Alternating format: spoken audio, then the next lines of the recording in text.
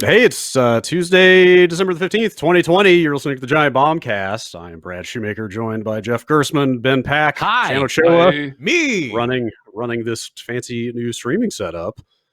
Just in time, you prepared the way for special guest this week. Famous YouTuber, Twitch variety streamer, Abby Russell. You're talking about How's it Jeff? going? That's right. Hello, that's that's- me. I'm that's right. back. Y'all World missed traveler. me so much. I had to come back. Yes. World traveler. Been- Ooh, I like that. Yes. Millionaire. Can I just Okay. say things I Yeah. wish were true? Yeah. Manifest it. That's what they call it, right? Until you make it. That's what they say. Mm-hmm. Sandy's best gal. That's Sandra Bullock for the uninformed. Oh, I thought you meant Sandy Koufax. I don't Either know or. what it is, but I yeah. thought you meant Sandy Duncan. Welcome back. We were trying to. Thank you. It's good seeing everyone. I've missed all of you. Just full transparency. We were trying to get you on the show before I meant like you half exited. transparency. When I was Before being you- paid for it. Before you exited the company, but we couldn't quite make the scheduling work out. So here you are. That's though. fine. This is nicer though, because I can come back. We've all missed each other a little bit. Yeah. Yeah, it's like when you break up with someone and then you get coffee a month later to Yeah, check and you're back in and you realize you're like- you know what, we're both doing better. Hopefully, you're slightly less sick of us at this point. So No. I got the office space. Hmm. So I said you still got the Yes. office space. Yes. Mm-hmm. And the Yeah. Very chair. fancy. Oh wait, Of hang course. on. You're not using the chair. So you've I do sometimes. ascended to a gamer chair. Yeah. Well, I can't use that when I have a keyboard. That's fair. That's fair. Yeah. Yeah. Ergonomics are important. It's true. I think Jan's got this fancy new vMix setup going. He's running the production this week.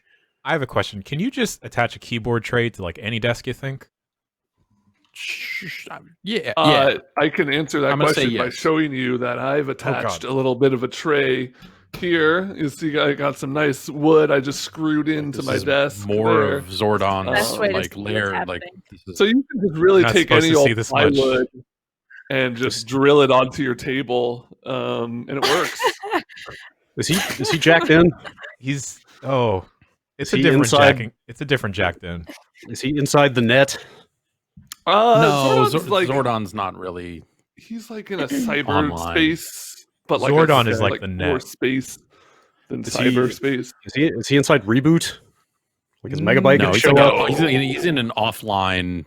He's a computer that's not hooked up to the internet. Yeah, well, I mean, I'm getting a real Yes. mid '90s CGE computer vibe off of Ben's. That's yeah, exactly that's about right. exactly He's right. hanging- Yeah, He's hanging out inside a lightsaber. who played Zordon? I'm gonna Who played go down Zordon? that hole. Nobody Zordon. played Zordon, motherfucker. Zordon don't Sandy get Koufax. played. Whoa, Sandy famous Koufax played pitcher. Ben's. Wow. That's right. Yes, Famous multi-talented. pitcher, Was it- Sandy Koufax. Yes. David Multi-hyphenate Spalding? baseballist / dash Yes. actor. That's correct. Speaking of cyber, Yes. Cyber- Cyberpunk, Go on. Cyberpunk 2077 continues to be out. Yes, that's yeah. Mm-hmm. I was like, where are you going with this? We talking about Yes. internet fucking now? Like, oh, game's still out. Yeah. They have not. ASL, In fact, Jeff. they have not. What In is fact, your unreleased ASL? that game. Yeah. No, that's I mean, they're yeah. They have stopped. encouraging They have not. people to return. No, but I like would in like the to most. do that. Yeah, well, good. like, Good luck, I because mean, they it's kinda are. more- They went out there and said, "Oh yeah, we'll let you return it." But then, as people dug into their statement about returning it, and they had an investor call saying as much. They were like, "Oh no, we didn't go tell Microsoft or Sony to make it easier for people to return it. Right. They've got systems Right. in place. Yeah. You can just do it." Plenty, it I seems will like plenty of say- people are finding that they cannot, in fact, return it. I Yeah. tried to return my copy early on because I played a bit of it and I was like, you know what, this ain't for me. I wonder if PlayStation has the Steam thing. I just didn't care. And I was like, you know what, I think I might try to return this. And then I got a thing. I went through the chat and then it was like, oh, you already downloaded it. You can't do that. So I figured maybe Cyberpunk changed things. I haven't tried again, but that's good to know. You should give it a shot. My I mean, impression, it's my impression is that Sony is probably the most inconsistent about that stuff. I feel like I see all the time, I was able to do it, but then this other person who got a different service rep was like, nah. So Okay. So I got a butter up their staff. Yes. Just All right. put on your Do best that. returning face. Just give them a big smile. Be like, please take this crappy game. Jeff, I understand that you have completed Cyberpunk 2077. Yeah, I finished it last night.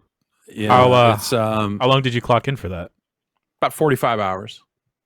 Wow. About Was it 45. No worth kidding. it? Yeah. Did you do a lot No. of side missions? I did a ton of side stuff.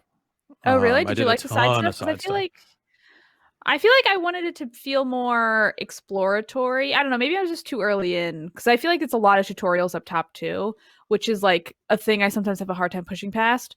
But I really felt like I think I wanted to feel like Skyrim or Fallout or something where like once I'm in the game, like I feel like I can do anything and like tackle anything in any way. And it felt very linear. And it just felt like I was like, okay, well, I talked through these dialogue options and now I'm just moving on to the next story mission. And I didn't necessarily feel that sense of like discovery or exploration. Even within the missions, I didn't feel like I ever had an opportunity to like get through it a different way. Granted, still early in. It's a GTA city, you know. It's a GTA city. And is it and though? so There's, I mean, not to get into opportunistic in terms of YouTube like comparison videos, but there's straight up like GTA 5 versus Cyberpunk footage out there of like GTA 5 on. You didn't say it was sorry, a good it GTA is- city. I didn't say it was current GTA. It is like Okay. like GTA 3, 4, Okay. like that style of interactivity. Like there's side stuff on the map, and occasionally you happen to be driving past where that side stuff is happening. But that side stuff, any kind of emergent side stuff, is there's a cluster of guys standing here. Like it almost feels like a single player MMO where like there's just mobs in the weird. world and they're standing around and I ran up on them and that aggroed them and then I murdered them all with one shot. And then I moved on to the next batch and did it again and did it again and did it again. And so it's the stuff you do in the world or things you kind of happen upon in the world is extremely light, like in terms of just like here's some ambient stuff. There was one case where, and I imagine it's set up this way because you kind of come out of a large one of the larger story moments, and then that happened into just like, hey, there's this busker here, and that set off this whole interesting little chain of quests from there. But that seemed like, oh, you're designed to find this guy, and it is designed to force you into this conversation to do this sort of stuff. And so no, like in terms of like Skyrim or just like there's no, it's not generating a bunch of interesting automatic quests. At best, it's feeding you like, hey, there's another room full of guys over here you should go kill, or there's an item here you need to steal, and we're going to put 5 enemies around it, so just kill them or stealth them or whatever, and then go hit X on this box until it says, you did it, and then move on to the next thing. So like the side stuff, there is more crafted and more written side stuff. Like it has the kind of, the where I would compare it to something like a Skyrim or like an Elder Scrolls game is like, it has the like, here's a set of quests that is devoted to this topic or this character or this person. Right. And here are the quests for this lady, Pan Am, who she lives outside the city with the nomads, and you go out to, fucking build a tank and shoot a bunch of stuff and with her. And then like also a lot of those characters are also your love interests. And so the way I played the game ended up being I played through a bunch of main story content and dipped into some of that side stuff and was like, this stuff sort of sucks. And then got to a point where I'm like, well, I'm going to see this side stuff and see if any of it goes anywhere. Played about 15 hours of just side stuff.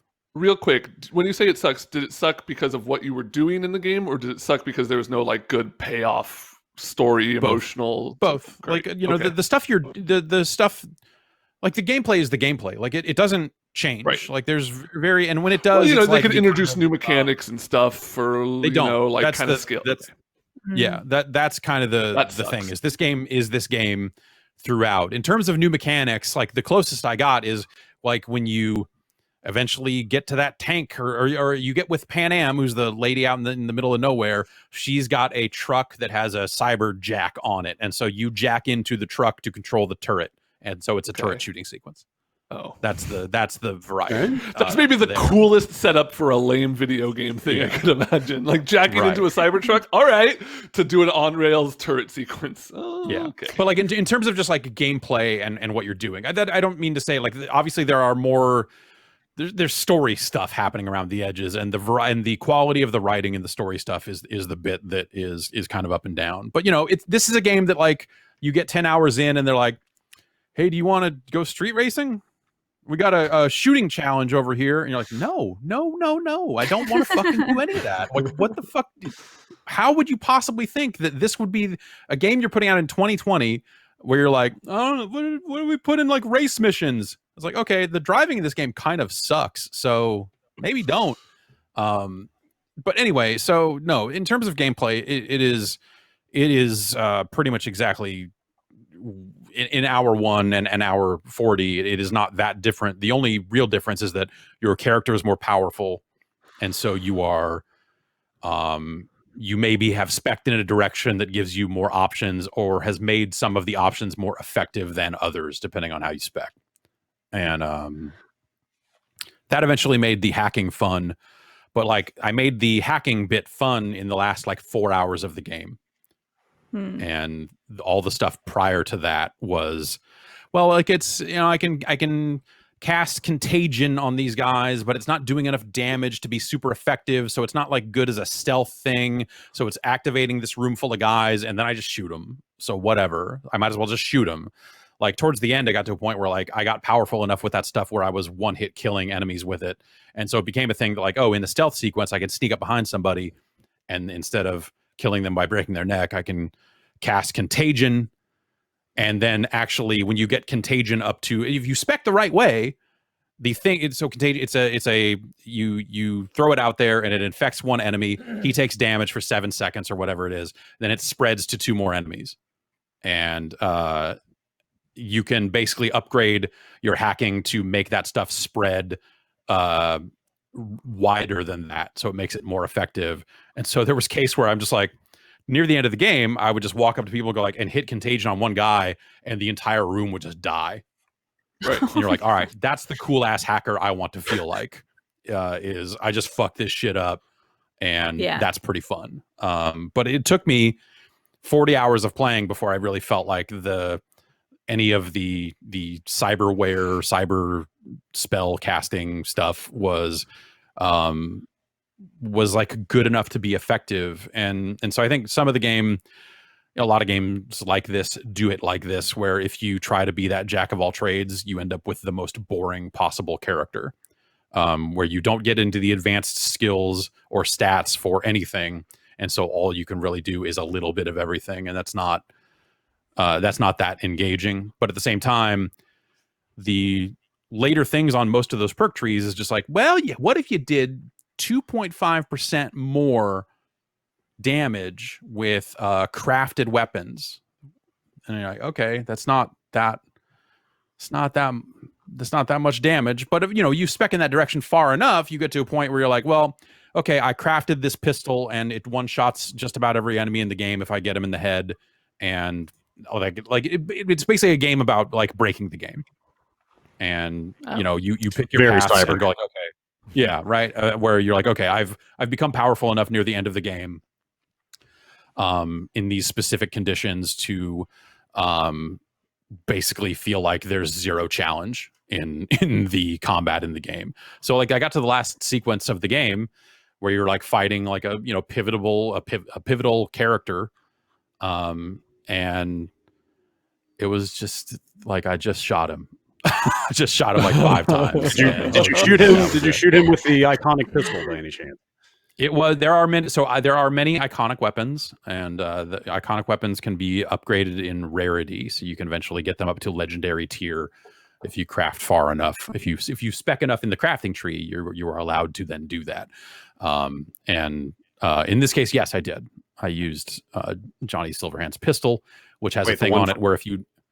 Literally the one from the beginning of the game? Yeah. But no, you don't get it. You don't get his pistol at the beginning of the game.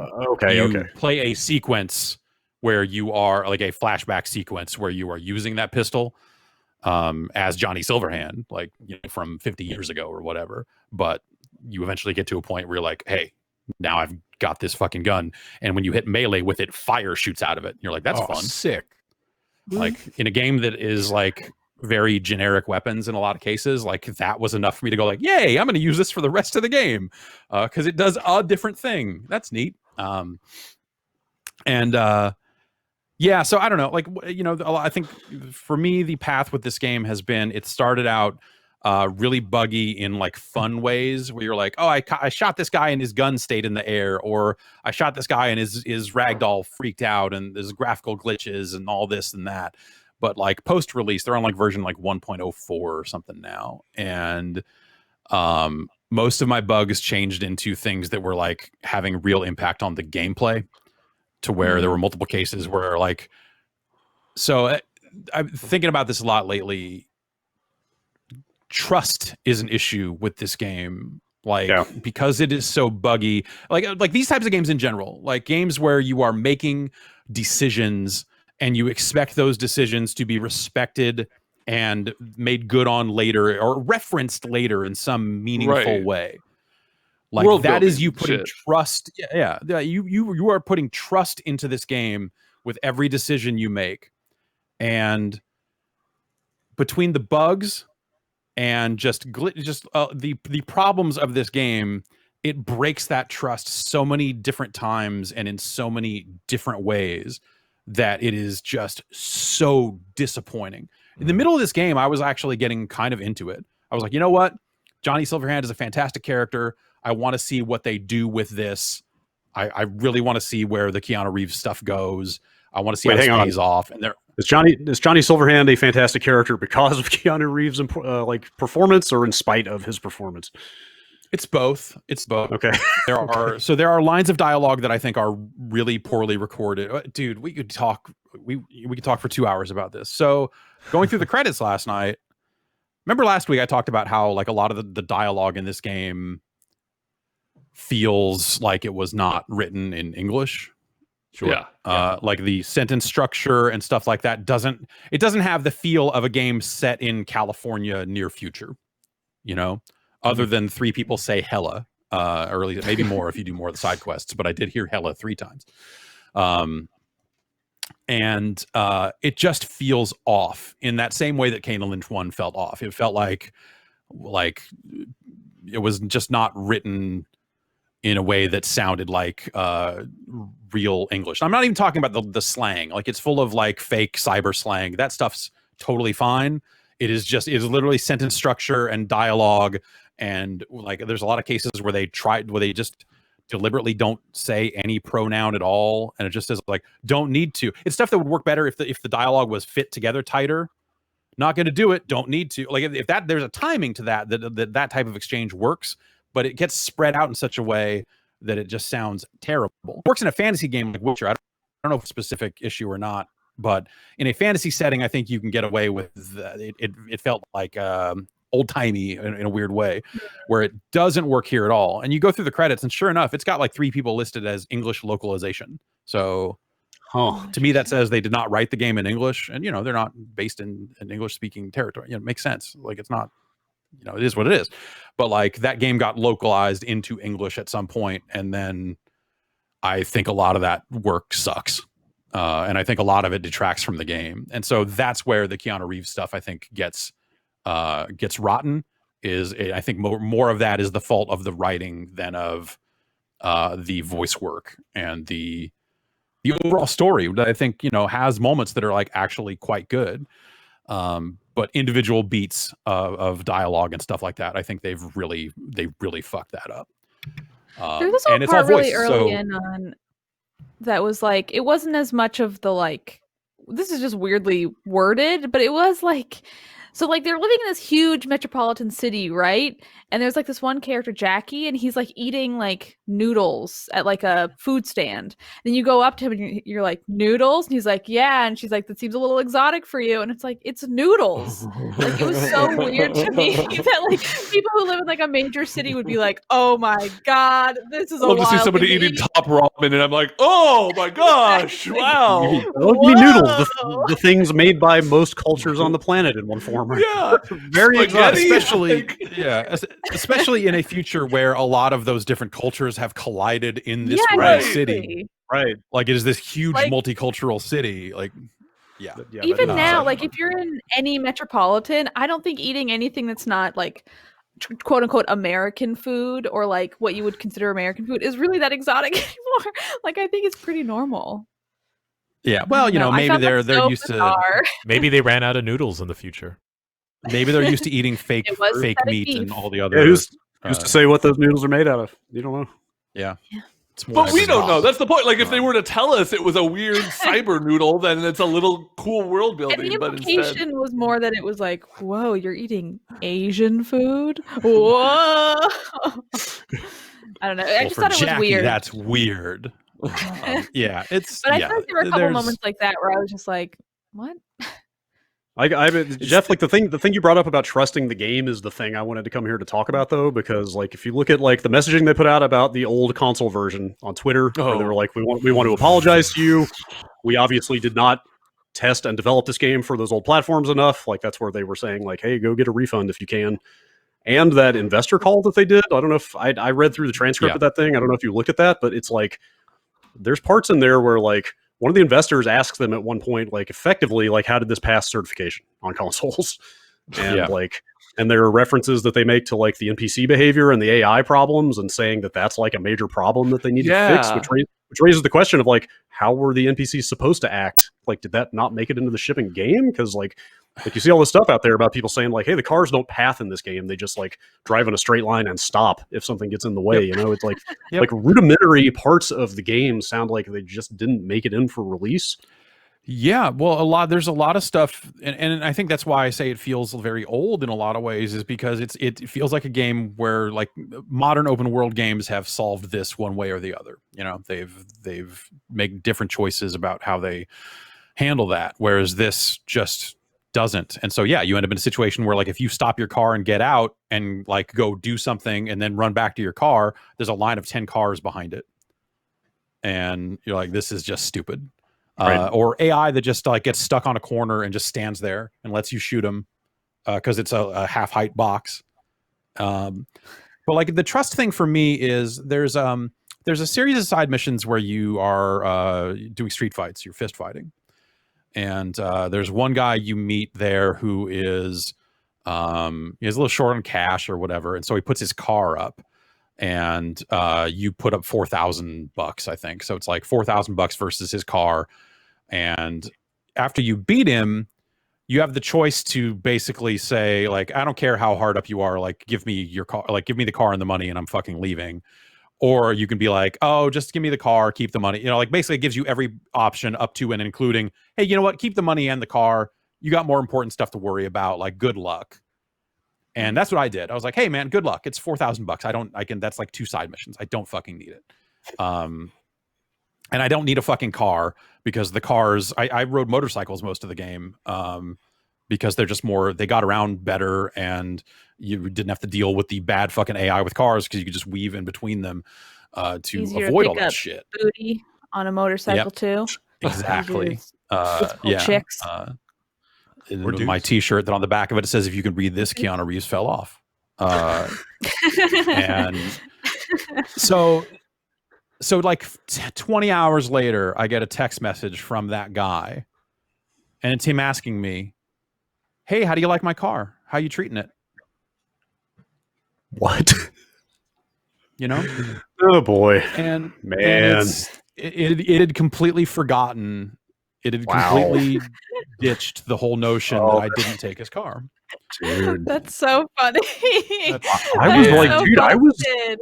I was all ready to dig into this game over the weekend until like the statements they started putting out and hearing stuff like this. And like, you know, they said in that investor call, they were like, hey, expect a big update in January and another big update in February. Oh boy. Like, Was that just like- for the PC or like also the console? I think for everything. I think the implication, I think, Yeah. seemed to, I could try to pull up the language on the It was transcript. across the but- board. I think so they basically had to get there and apologize and do this investor call. And they basically, the question about like, how did this stuff pass certification? The answer is probably they got cleared on waivers.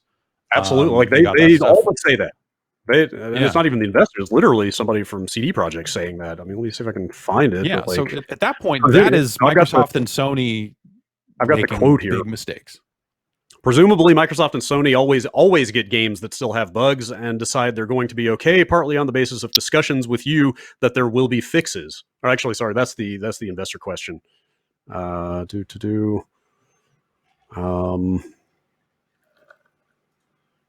there's a lot of text here. Give me a second. Well, I mean, since we're talking about it now, go ahead. I'm sorry. Here it is. In terms of the certification process and third parties, this is definitely on our side. This is CD Projekt talking. I can only assume that they trusted that we're going to fix things upon release, and that obviously did not come together exactly as we had planned. There is no assume there. There is, we applied for waivers, they said yes and allowed us to ship. There's no well, we assumed that they thought we were going to fix it. No, there's like that's not how that works. I'm pretty sure. I'm sorry, what is Microsoft a and waiver? Sony? So basically, like that's saying, and this used to happen back in the disc-based days too, which is even crazier. But it's basically them saying, like, we know, all right, we have to go gold. We have to start manufacturing discs. We know that there are like 3 or 4 things in this game that you would fail it back to us for. But we will fix them. We've discussed them. This is what we're doing to fix them. This is when we expect to have them fixed. And so just push it through. And by the time the game hits shelves, that stuff should all be fixed or shortly thereafter or whatever. And that's how that stuff works. That's how games on discs, that's how day one patches exist and all that other stuff, because sometimes that shit just happens. And if everyone trusts everybody and everyone's connected to the internet, which is kind of the bad catch there on that stuff, then no one ever notices because the game gets patched and you're like, well, if you're playing without the day one patch, it's fucked, but hey. But this was Sony and Microsoft then presumably trusting CD Projekt Red to get it done, and they fucking didn't. And they didn't. And this is a case of like that process now has completely failed. And you look at it and go like, all right, well, you need to not let these games through. Another implication of this is that this is why they didn't send out the console versions for review at all. Like those were not available to press until after release because apparently they were not remotely ready to be were played. leaking out. Even though they were getting out there, which of course they were, the discs probably got pressed a while ago. So so you had cases of like we were playing the PC version in a state that didn't have its full day one patch or whatever. And meanwhile on console, it was an even bigger mess. And like, this is a failure of a lot of different systems, basically, of just like, none of this should have been allowed to happen. This is a lot of stuff that people have been skating on like pretty thin ice for a while, and it's mostly been okay. The whole notion of bugs getting waived and all this sort of stuff. So back before consoles were connected to the internet, I always heard these sorts of situations called running revs, like a running revision of a game. So like there was a Tomb Raider game. This is the story I heard about it with, was someone who was working on one of those PS2 era Tomb Raider games. So Angel of Darkness, because that was infamous for being broken. It might have been. No, it wasn't. So it wasn't a case of like, hey, there's this egregious bug. It was a case of like, I was specifically told Sony let us run off X number of copies of this game because it has a very obscure bug in it that some percentage of players will hit, and we'll have to swap them out for an updated disc at some point. But it's so obscure that they feel okay letting us do X number of copies so we can make our launch week.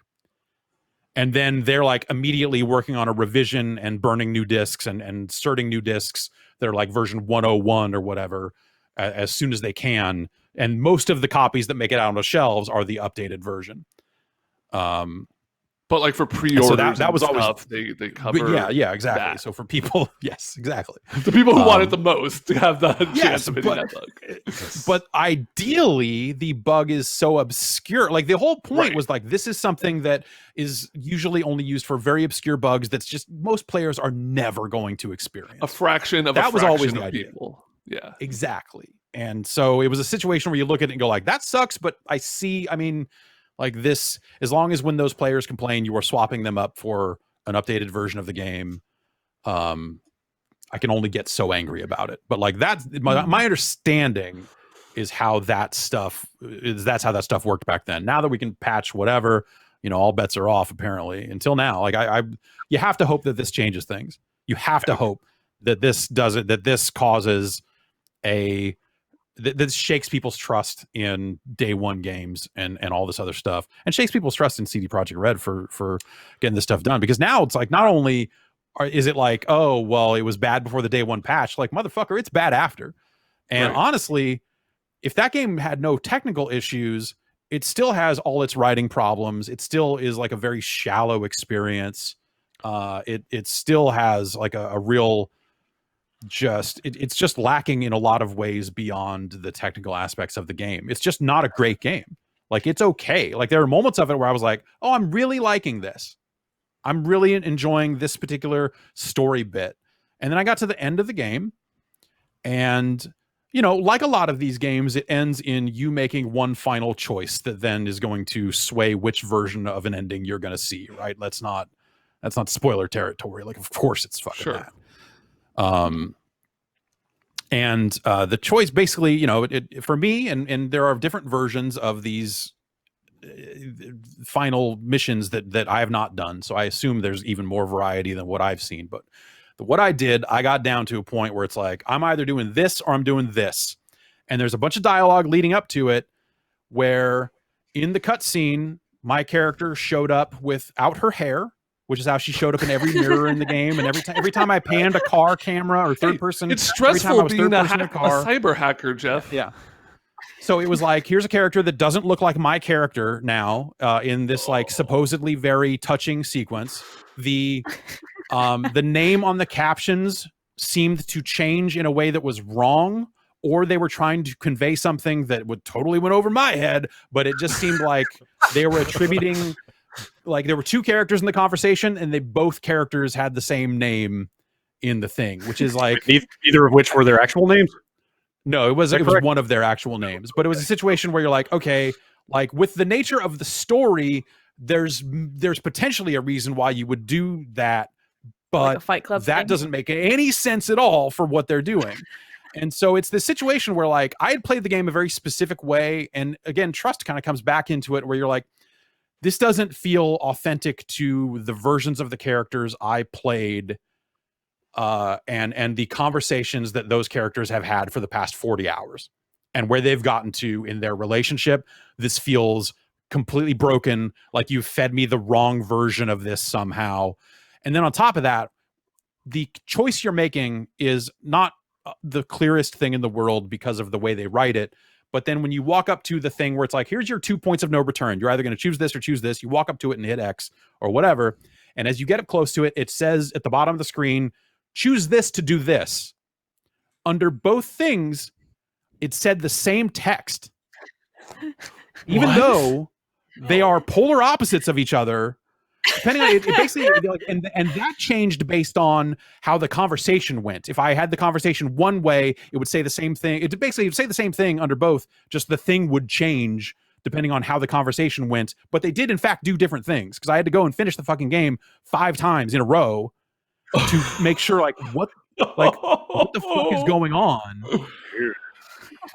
It sucked. It fucking sucked to go through 45 hours of that game and actually get to a point where I'm like, you know what? Like, as long as this makes good on these two characters, as long as this comes together in a way that is like fucking awesome, I'll feel all right about this. And you're playing on PC, right? Just to yeah. Okay. Yes, this is supposedly the best version of the game. Yeah. Go. And it just pissed it all away in the last, like, in that last choice. And then on the other side of that, there's an epilogue, you know, and then there's kind of 2 versions of that, or at least for me. Again, there are different versions of the final mission that may lead to different variants of this stuff that I have not seen. So if I had to guess, I am just guessing, there could be as many as 6 different endings in here, but I also would not be surprised if there are exactly 2. And they all just come back to this point on the diamond. Maybe I'm giving them too much credit to even guess that there could be 6. And I felt that the things that happened on the other side of that decision were, again, like, just felt very tacked on. Like, here's this weird little epilogue. Like, they went longer than it goes way longer than it should have, but also doesn't give you enough like you want to spend a little bit more time with these characters. You're like, Mhm. yeah, no, I'm like, now that all this shit is over, what happened? Like that moment of just like, well, what did they go on to do? You know, what did they ride off into the sunset? What happened? Johnny Silverhand was And- elected to the United States Senate. Yeah, basically, yeah. That's what happened. And it's both of those things, both of those versions. You know, both of those choices led to vastly different epilogues, both of which were just incredibly unsatisfying. And also dragged way the fuck out, like way too long, way too much conversation for something that's just like, this didn't need to be, this didn't need to be in here at all. Like if this is what you came up with as like your little epilogue, like fucking shut it down. Like no fucking way. And then over the credits, it like you get calls from some of the characters and they, you know, it's not quite the fucking elected to US Senate Animal House ending, but it is a version of that where it's like, here's the characters you fucked. Calling you to say, why aren't you picking up? Why aren't you fucking me? Hey, while we're on the topic of fucking, what's everybody Go doing on. later? No, what How do you like my car? for a game that is so out with it at the onset of just like, we got dicks all up in here. Dildos. You want to see vaginas? We got those. You want to got have, you one. can choose your pubic hair. You don't want to see dicks? Too bad. They're clipping through your pants. Yeah, right. For a game that is like so fucking like, yeah, we got dicks. You want them cut or uncut? Like the sex scenes are like trying to be this like so downplayed, like demure, almost like it's just like it's so out of place for how fucking fake shock that game is to have these sex scenes that are just like up close, closed, like you see the blinking as they're kissing and like you just You like, want daggering. yeah, I mean, I always daggering. want daggering. Yeah, always. It's just it's so all over the place. It just feels like a game made by a lot of different people that didn't talk to each other. Oh. Like it just felt like it feels like a bunch of different ideas slammed together with no vision at the center of it, and no one running the ship. And that's the worst, man. Because I bet a lot of people busted their. I mean, by all accounts, a lot of people busted their lot of people fucking ass working on this, and are game. still busting their ass And are right still- now. Yeah, will be exactly. for months to years at this point. I mean, that's like the one feather they still have in their cap is that CD Projekt's post-release support is like pretty above and beyond, or has been at least with like The Witcher 3. Not to excuse the state of this game in any way, but more just to say like, hey, it might actually get there for the people who spent money on it and can't refund it. Like it might actually get to the place that they wanted it to be.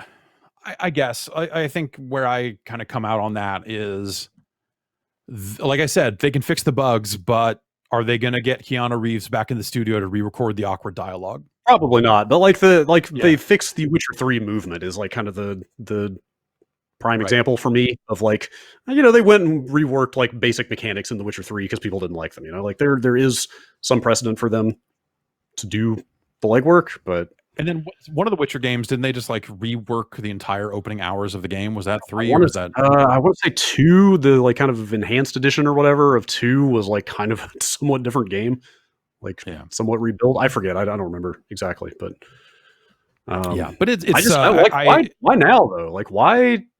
You know, when like you see these statistics, they're like, you know, the second most valuable developer in Europe now after Ubisoft. Like, why now? Like this game was so clearly not ready. Like why did it have to be out? So like, what happened to when it's done? Well, what happened to if you get the game out this year and it Metacritic's over 90, you get a bonus?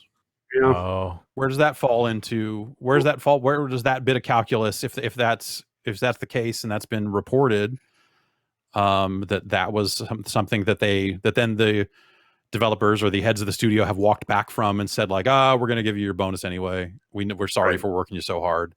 Can I just say I really fucking hate the narrative that's emerging. I'm seeing it a lot on Twitter these past couple of days that, CD Projekt Red didn't want to release the game so early, but the gamers were so mad that it was getting so delayed that they had to force it release in this buggy state. Like you go into threads of people complaining about Cyberpunk and there's people out there who really think that like it's the gamers' fault for demanding and sending threats to the developers, which like that might have happened. but that is not why a company makes a decision like that. A company does not release something because people are mad that it's not out yet. Yeah, and that just takes the blame off of like management. Right. And so was the push to get the bonus at fault here? Because this is a game. Because you look at what they're saying. They're saying we've got one big patch in January. We've got one big patch in February. Like, okay, maybe that should have been a January ship and then a big patch in February, depending on how big the January patch is. Like, there's no reason this game should have shipped in December, other than they wanted to hit their holiday window. But they already been taking pre-orders forever. That game was going to sell fine whenever, but maybe they needed it in this quarter for financial reasons. Yeah, I mean, they're already out there saying that they've recouped development costs already. So congratulations. Fastest selling PC game. They beat like the World of Warcraft expansion was out there talking about how they were the biggest, and then didn't Cyberpunk like 2 days later be like, nah, it's us. Yes, but I believe that's the case. So okay, but did a desire to get this game out in that bonus window cause this? Did a desire to get it out there so that they could get their, and then on top of that, did a desire to hit 90 above Metacritic lead to how carefully managed the release of review copies was? You saw, so we got emails from, like CD Projekt Red has been working with a PR firm for a very long time, an external firm, and they are normally the ones that are in contact when it comes time to ship a game. Not that they ship a ton of games, but there was always an external firm that was like, oh, we'll handle you getting your stuff, and if you're in North America, blah blah blah blah blah. They sent out something because I think they were getting so many requests from so many different outlets and people saying like, we don't have it, we will. We'll get it to you when we can. CD Projekt Red is not provide, like basically kind of saying like, hold tight, we don't currently have it. And as that was going out, like, we'd had the game for a while. So,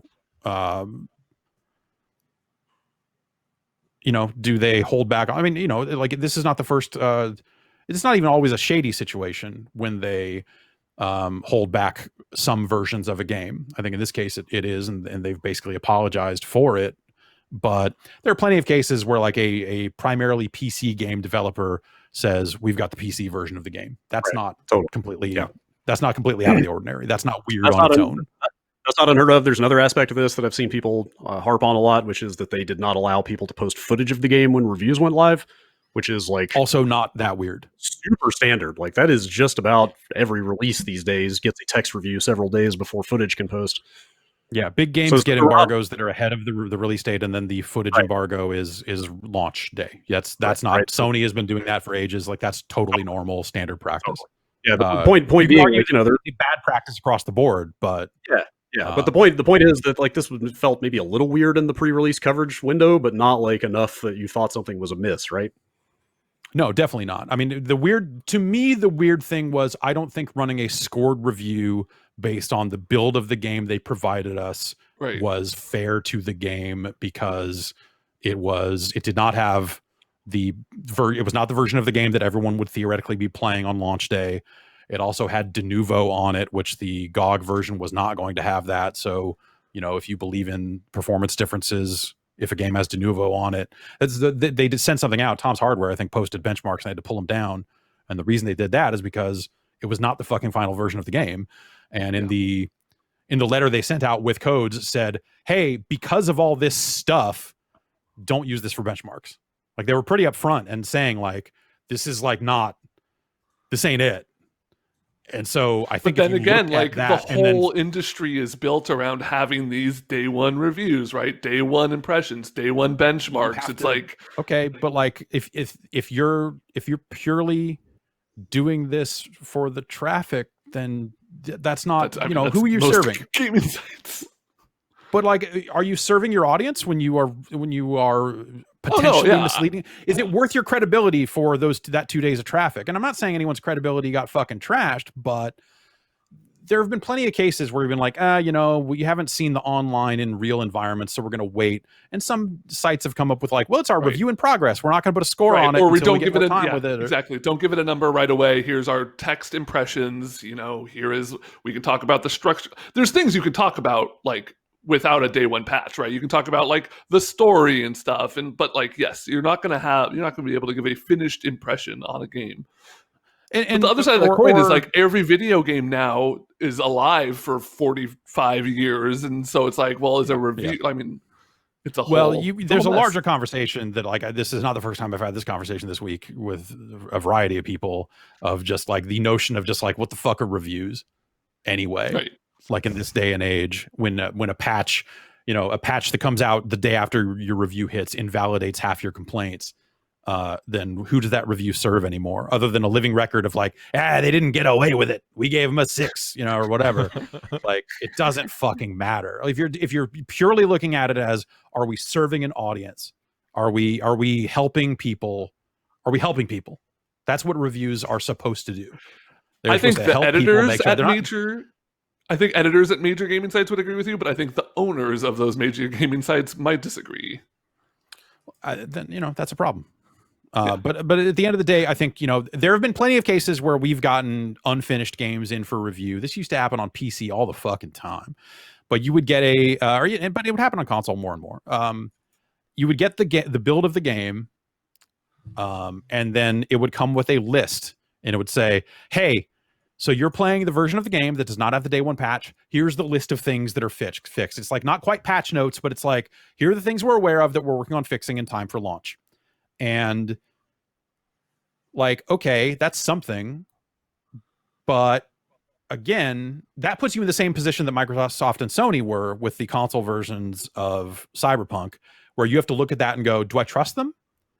Like, I can't just assume, like, if I run into all those bugs, I can't just say like, well, they said it'd be fixed, because then I'm putting my trust into them, and they have a vested interest in just selling the fucking game. They don't give a shit about me and my credibility. They're like, they would fucking love to probably see it sink, right? Because they just like, all these reviewers, you should buy just pre-order the games. So you put a lot on the line, and that's why review events can be weird sometimes. And that's why, because you're in these different environments that don't map to what the actual consumers will go through.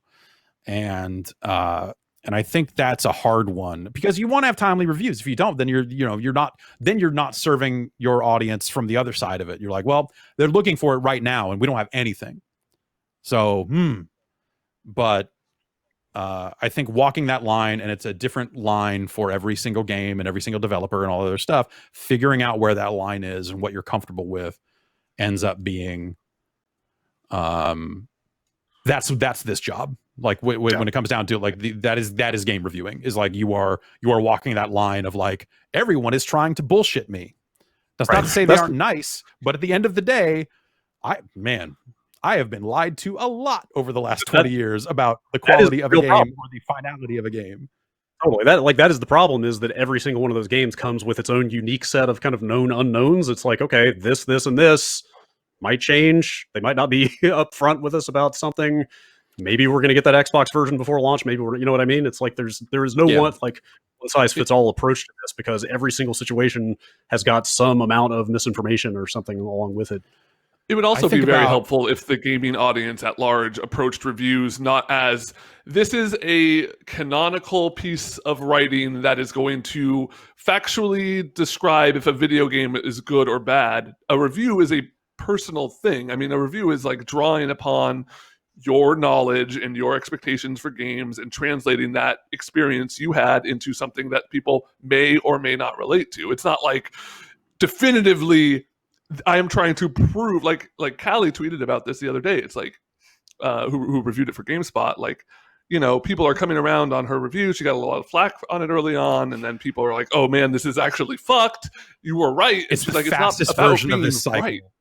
Yeah, I was going to say, like, that cycle, I have been watching that fucking happen for my entire career, right? More or less. But of the the Twilight Princess stuff is like fucking Super Mario Sunshine, BioShock, like the list goes. Anyway, finish your point. I have more to say about that. Yeah, Yes. just to say that like a review is a personal thing. Your job as a consumer should be to find reviewers that you agree with and see what they say about something and be like, I think I would agree with that, or I think that would be closer to my experience. I also think like if somebody doesn't like a game you're excited for or a game you like, even. You don't have to take that personally. Be like, okay, well, let's agree to disagree. I'll keep this to myself and move on. I think it's and I think that totally so personally and be so like foaming at the mouth about a video game review. Yeah, well, that's yes. We could. That's a.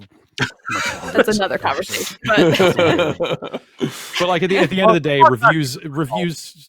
Yeah, reviews should be written to serve people. It should be written to be useful. They're not written to solve arguments. They're not written to just be slammed onto Metacritic and so that people can be bonused out or not. Like all of that apparatus that is built up around reviews, the fantasy booking, the fucking fantasy sports aspect of game reviews and scores is actively making the discourse about games worse, and it has been for decades. And the people that engage in that on a regular basis, they just kind of suck. Like it's just like by and large, like I think that aspect of gaming culture is terrible and has led to worse as years have gone on. It's not why we're here. It's just not why. It's not why I do this. It's never been why I do this.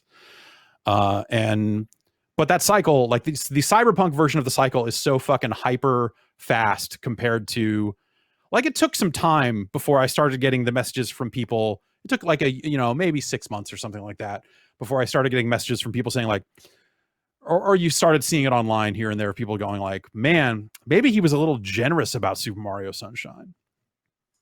Like that version of the cycle of like, review goes up before the game is out. People are maximum pissed because they're idiots and they pre-ordered the game. Then the game comes out and people are like, I'm loving it. And or in a buggy game is even better because you get the people that are like, well, I didn't have any of that happen. It's like, yeah, no, there's no fucking 100% repeatable bugs. Like the game wouldn't have shipped if that was the case. Like you're not helpful. And then you start to see that needle start to move where you see like, oh, all the people that waited and said, I'm going to take a week off work so I can play Cyberpunk. It's like, don't fucking do that. What? You got like duped. Those that people start to go like, oh, wait. Project Red. Yeah, well, like don't. Why would you? I mean, that I'm like, if you take a week off, they got duped. That's marketing. Well, sure, yes. But I'm just saying, I don't judge someone if they like, I'm excited for something. I'm going to take a week off to play a video game, do a thing I enjoy. I'm not judging them, dude. I think it's a fact that they just got fleeced. But yeah. But okay, if you're going to do that, don't fucking then put that back on reviewers when a game comes in. No, like absolutely. That's not their fault. fault. Keep it yourself. You hide your shame like a normal adult and say like, you know what, I just needed some me time, and then I played something else. And if you come out the other end of that and you're like, that game sucked, it's like, well, think about that next time before you go and book all that time off and pre-order everything and all this other stuff. Think it through. Just think it through. Just think it fucking through. And so you get to that the end point of the cycle is where it goes from, oh, maybe this person was kind of right about it. And then it gets into the far end of the cycle is they scored it way too high. And that's where Twilight Princess got to. That's where Super Mario Sunshine got to. Of people going like, years later going like, yeah, I don't know, that's a little high to me. And so like you see it coming from a fucking mile away. Like 2 days before the Cyberpunk embargo, I was sitting on my couch and thinking about Cyberpunk because I've spent a lot of time thinking about this game for whatever reason, and more so than the average game for whatever that's worth. And I saw it. It was just like you see the storm forming now. Like I've been doing this for long enough that I just look at it and go like, oh right, no, this is one of those games where everyone's gonna get super fucking pissed. And it was the Sunday night before I got on with Bacalar. I was thinking through like, well, what are we even gonna do with that? And I was like, oh man, yeah, it's just going to be like, I've got a lot of gripes about this game because it's got a lot of very fucking real problems that aren't like, well, I don't like it. It's like, no, these are like damn near factual issues with the fucking game at a certain point. And we're going to go through those and people will be unhappy because they're fucking unhinged about certain, like there's a set number of games every year that everyone just decides these are the games we're going to be lunatics about this year. and it's every first-party Nintendo game, and then 1 or 2 third-party games along the way, and you just see it. You just go like, "Yep, this is one of those." People are going to be fucking mega pissed about it and fucking super weird and super shitty. And I bet we go 6 months later and everyone's like, "Oh, Cyberpunk, right? That did come out." But this happened in like 4 days. You know, it was like the most hyper accelerated version of this cycle that I think I've ever seen. Do you think it was played up a little bit because everyone is trapped inside and everyone was just like waiting for this game? The new consoles just came out. You know, people are excited for a big new shiny game to play on their new consoles. They haven't left the house for 45 weeks. You know, do you think that like played into this? Yeah. It doesn't. You're right. Yeah. I mean, yeah, that certainly could. I mean, you know, online discourse over the last year has been some fucking real crazy shit. Just, I think, partially because everyone's been so fucking cooped up. So yeah, I'm sure that could have accelerated this sort of stuff. But you know, it's not just social media, because social media existed in previous examples. That's certainly, you know, the existence of Twitter, I think, makes that shit more grotesque in a lot of ways, because it becomes much easier for people to just like sling anonymous fucking horse shit at reviewers in a way that's just like, all right, is that so you're gonna spend your time? I guess. Like when Super Mario Sunshine came out and we ran that review, like, you know what it's gonna lead to. Even in that case where it got a fucking 8.0 and said the word great under it, people still fucking flipped their fucking shit. And you know, I remember that game coming out and people getting mega pissed. And I remember like me and Alex and Ryan watching that stuff come in from just increasingly pissed off people and just fucking laughing at it. Because you're just like, I've played the game. The game's not even fucking out yet. So none of these people have fucking played it. And they're so sure that the review is wrong and paid for and all this other stupid shit. And we're just like watching the more and more ridiculous variants of that come in and just fucking cackling. Just going like, these fucking morons. Like, what the fuck are they doing? And so you just, you get a few of those every year and you're just like, whatever, man. I don't know. Like, there are some people out there that are just broken. So like, there's no legitimate, like, imagine like you try to imagine a world where those people are right and you're like, yeah, man, someone did pay me to score it low. You're like, what the fucking Sony's in your dude, get it straight. When the score is high, you got paid. When the score is low, you're doing it for clicks. Oh yeah, no, I forgot. Nowadays it's doing it for clicks. Yes, that's the model. Yes, doing it for clicks has replaced the Microsoft paid them to rate these Sony games low. Like, are you fucking high? Yes, but that's beside the point. Oh my god! Also, is like, it's a lot of. I think sometimes online we forget that like a lot of the times, sometimes the people who are yelling at us are like maybe like people if we met in real life. We would be like, okay, you're 14. You know what I mean? But like when they're online, everyone's 30. I feel like maybe a lot of people don't have perspective on things. I think online everyone is 14, myself included. I'm just like, I go the other way with it and just assume we are all idiots. Yeah. True. Totally. You're right. There's definitely an aspect of that is, but I think the last 4 years on the internet have shown that some of those people are of voting age. So.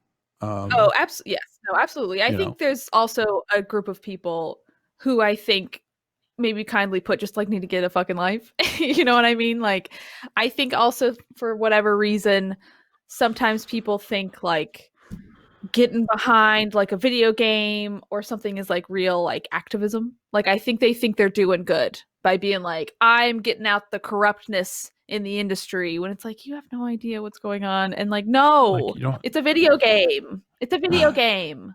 You're supporting a company, which is not a good thing anyway. You know what I mean? I don't know. Like, you're treating corporations. The message of Cyberpunk 2077 is, if anything, is don't treat corporations like they're sports teams. They all hate you.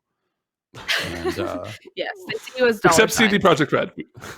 Except, well, yeah. Don't integrate consumer products into your core sense of identity is the takeaway here. Yeah. It's cool to like stuff. I like a lot of stuff. There are brands that I definitely like, but they don't know who I am and I don't want them to.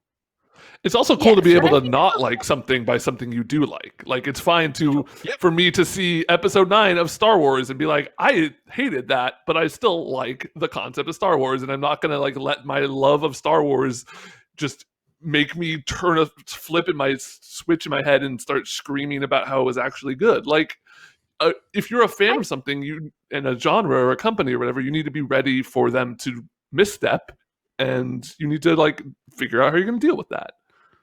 I also think it's okay, and we all need to sometimes remember too that like sometimes the things we like, we can maybe learn later that they're problematic, and you can still like it, or you can like aspects of it, or have a personal meaning with it, and also acknowledge maybe that it could improve in other ways. Like I think these are just important rules for everyone to remember all the time. Anyway. Well, hey, you Sure, know what yeah. game is already perfect and has been patched endlessly and is never going to be improved ever again? No. Dota Yes. 2. The game. It's the game of chess, and we will talk about it as soon as we come Oh, back. Dota. from Oh, the break. that's Dota 1. Wait, Yes, auto chess. chess? Chess is the Dota 2 of board games. Chess. We'll be right back with some of that.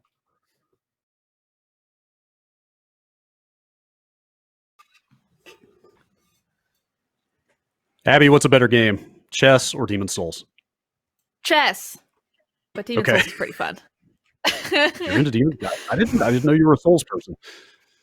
So I have played Bloodborne, and I never Mhm. finished it. I played this a long time ago. And I really enjoyed it. I think there's something very satisfying about playing these kinds of games and like feeling yourself progress through and like learn each section. I also played Sekiro and couldn't really get into it. I feel like with Sekiro, I kind of felt like I was starting from the beginning every time I got a new boss, and I just wasn't enjoying that. Whereas like with Bloodborne, I could feel myself being like, I know this section, I'm learning, I'm getting stronger. And I feel that more with like Demon Souls. I also like the world. I think it's really fun to explore it. Yeah, I'm playing it on Twitch. It's a lot of fun. It's fun to also have like people who like kind of know what you're doing a little bit. Like it's a nice balance between like figuring out myself and also being like, all right, this is annoying. What should I do here? But you've played it, yeah, Brad? Oh, totally. Yeah, Vinny and I played through the whole thing on stream a few years ago. But I wonder if Demon's Souls has gotten to the point where it's old enough that people are not super mad about it all the time, and they're willing to be like friendly now when they give you tips as opposed to screaming at I you would the whole say time. yes. For the most part, there's a little bit of screaming at me when I'm like, because y'all know me. I don't know if y'all watch any of my like Resident Evil 2 playthrough, and everyone was like, you gotta save ammo, this and that. And I'm like, no, use it or lose it. And I always had like an excess of ammo by the end of the game. And it's a similar thing here where people are like, you gotta save your souls, min max. I'm like, no, no, no, no, no. I'm eating all these souls and I'm buying my shit now. But once people realize, like, the more that they're like, don't do that, I'm like, eating it. It's like, I'm going to do it. It's like a cat pushing a thing of water off a counter. Like, I think they chilled out a little bit. But, Yeah, I mean, if you want a gigantic health bar, that's your business, right? That's up to you. yes, exactly. Thank you. But yeah, no, Yes. people are pretty chill. I just thought I found, I don't know, I think going from like Bloodborne, I think because I had like no sense of the game before I got into it, it felt very much like, whoa, what's going on? And I feel like it took me a while to like figure it out. And then when I got to Sekiro, I think that game was just like hard in a way that like didn't really vibe with me. But like this one, I feel like I'm like getting through each section at like the right pace where I don't feel like I ever am hitting up against like, I don't want to do this again. Like for the most part, it's a thing that I'm just like, okay, I got to be patient and get through it. And then it's usually pretty satisfying once I do, you know? Yeah, it is. I mean, it is the most free-form one of those in terms of just having that giant level select open up right at the beginning of the game, and then you're just like, all right, I'm sick of dying on this bridge to these dragons. I'm going to Yeah. go over here to like 4-1 now and mess around with this for a while. Like it's pretty Yeah, flexible exactly. in Like that I way. did that because I got through that like goo boss pretty quick. Is it too Yes, super the spoily? phalanx. Boss? Yeah, I got through the goo No. boss right away. It was like my second time doing it. Goo boss done, and then I couldn't get the knight. More like gone. Well said, Brad. Very good. I couldn't get the knight. The knight I was taking forever, so I did go to the next world, and I just got the spider boss, which was very fun, very satisfying, thrilling moment. Mano y mano, me and the spider. I have not beaten that spider yet. That's kind of where I fell off that game actually. But I beat the Anyway. goo boss and then What? got attacked by dogs, and I haven't gone back to it yet. Were they Yeah, goo no. dogs or just regular dogs? I think they were just regular dogs That's fucked or up. wolves. I don't know which is a type of dog. it's true. Or is a dog a type of wolf? Oh, These are man. the difficult questions that you ponder while you're waiting for the other player to take their turn in chess. What a segue. That's If right. you're not staring at the board and thinking about chess the entire time, then are you even really playing chess? If you have time to think about Demon Souls between chess moves, you're probably going to lose at chess. That is true. I love That's chess. true. I'm a chess well, I'm fiend, glad- so I know All right, well, Ben and his we'll go- award-winning. I'm sorry. Go off, No. Queen's Gambit. Yeah. Sorry. Now you may. I'm gonna shut this down. I know. Ben is an award-winning chess master. Oh my god, I regret telling you all of this so much. I told you I won 2 chess trophies in high school. Doesn't that and make now you a every time grandmaster? Every time we're in a call together, Abby says, "Did everyone know Ben is a chess genius? And if he ever lost a game of chess, I would burn his house down again." Yeah, I would. So I'm still waiting for Ben to play with me. I hear Ben. So I have been. Okay, I'm going to talk about my chess journey. Yes, I watched the Queen's Gambit. So sue me. I'm a simp. I'm boring. I'm sick. I'm calling my lawyer. Chess simp, Abby Russell. I played chess a bit as a child and enjoyed it. It was like a thing we played with my family, but I never learned about like, I learned what the pieces did, but I never learned how the pieces worked together, which is like kind of the key to chess, right? And then like as an adult, I got a little more into it, and I started learning that there's like, there's like openings, and like there's a little more about like exactly kind of chess strategy, but I couldn't really find a good resource, and I just felt like I was getting my ass kicked, and it just wasn't very fun. So then I recently, after the Queen's Gambit, I found this great app called Learn Chess with Dr. Wolf, which I think Ben has downloaded. You do have like a yearly subscription. Yeah. I think if you, I don't know what happens if you don't get it, because I got it pretty much right away. I think you just get like limited lessons. He's kind of a dick at the beginning if you don't pay. He's like, "Hey, I hope you're enjoying these lessons. They're for premium users only, not for cheapos like you." I have a family to feed. I love Dr. Wolf. I think she's great. We play chess all the time. It's also fun because I play chess with Dr. Wolf, and I like kick her ass every time, and I feel great. And she also does a really good job of like teaching me the strategies and like all the stuff I need to know. And like sort of they do onboard you with like kind of openings and general strategies and just general stuff to keep in mind while you play. And then like you play more games, and it's like, cool, you've like pinned pieces enough. Now we can move on to the next lesson, which is cool.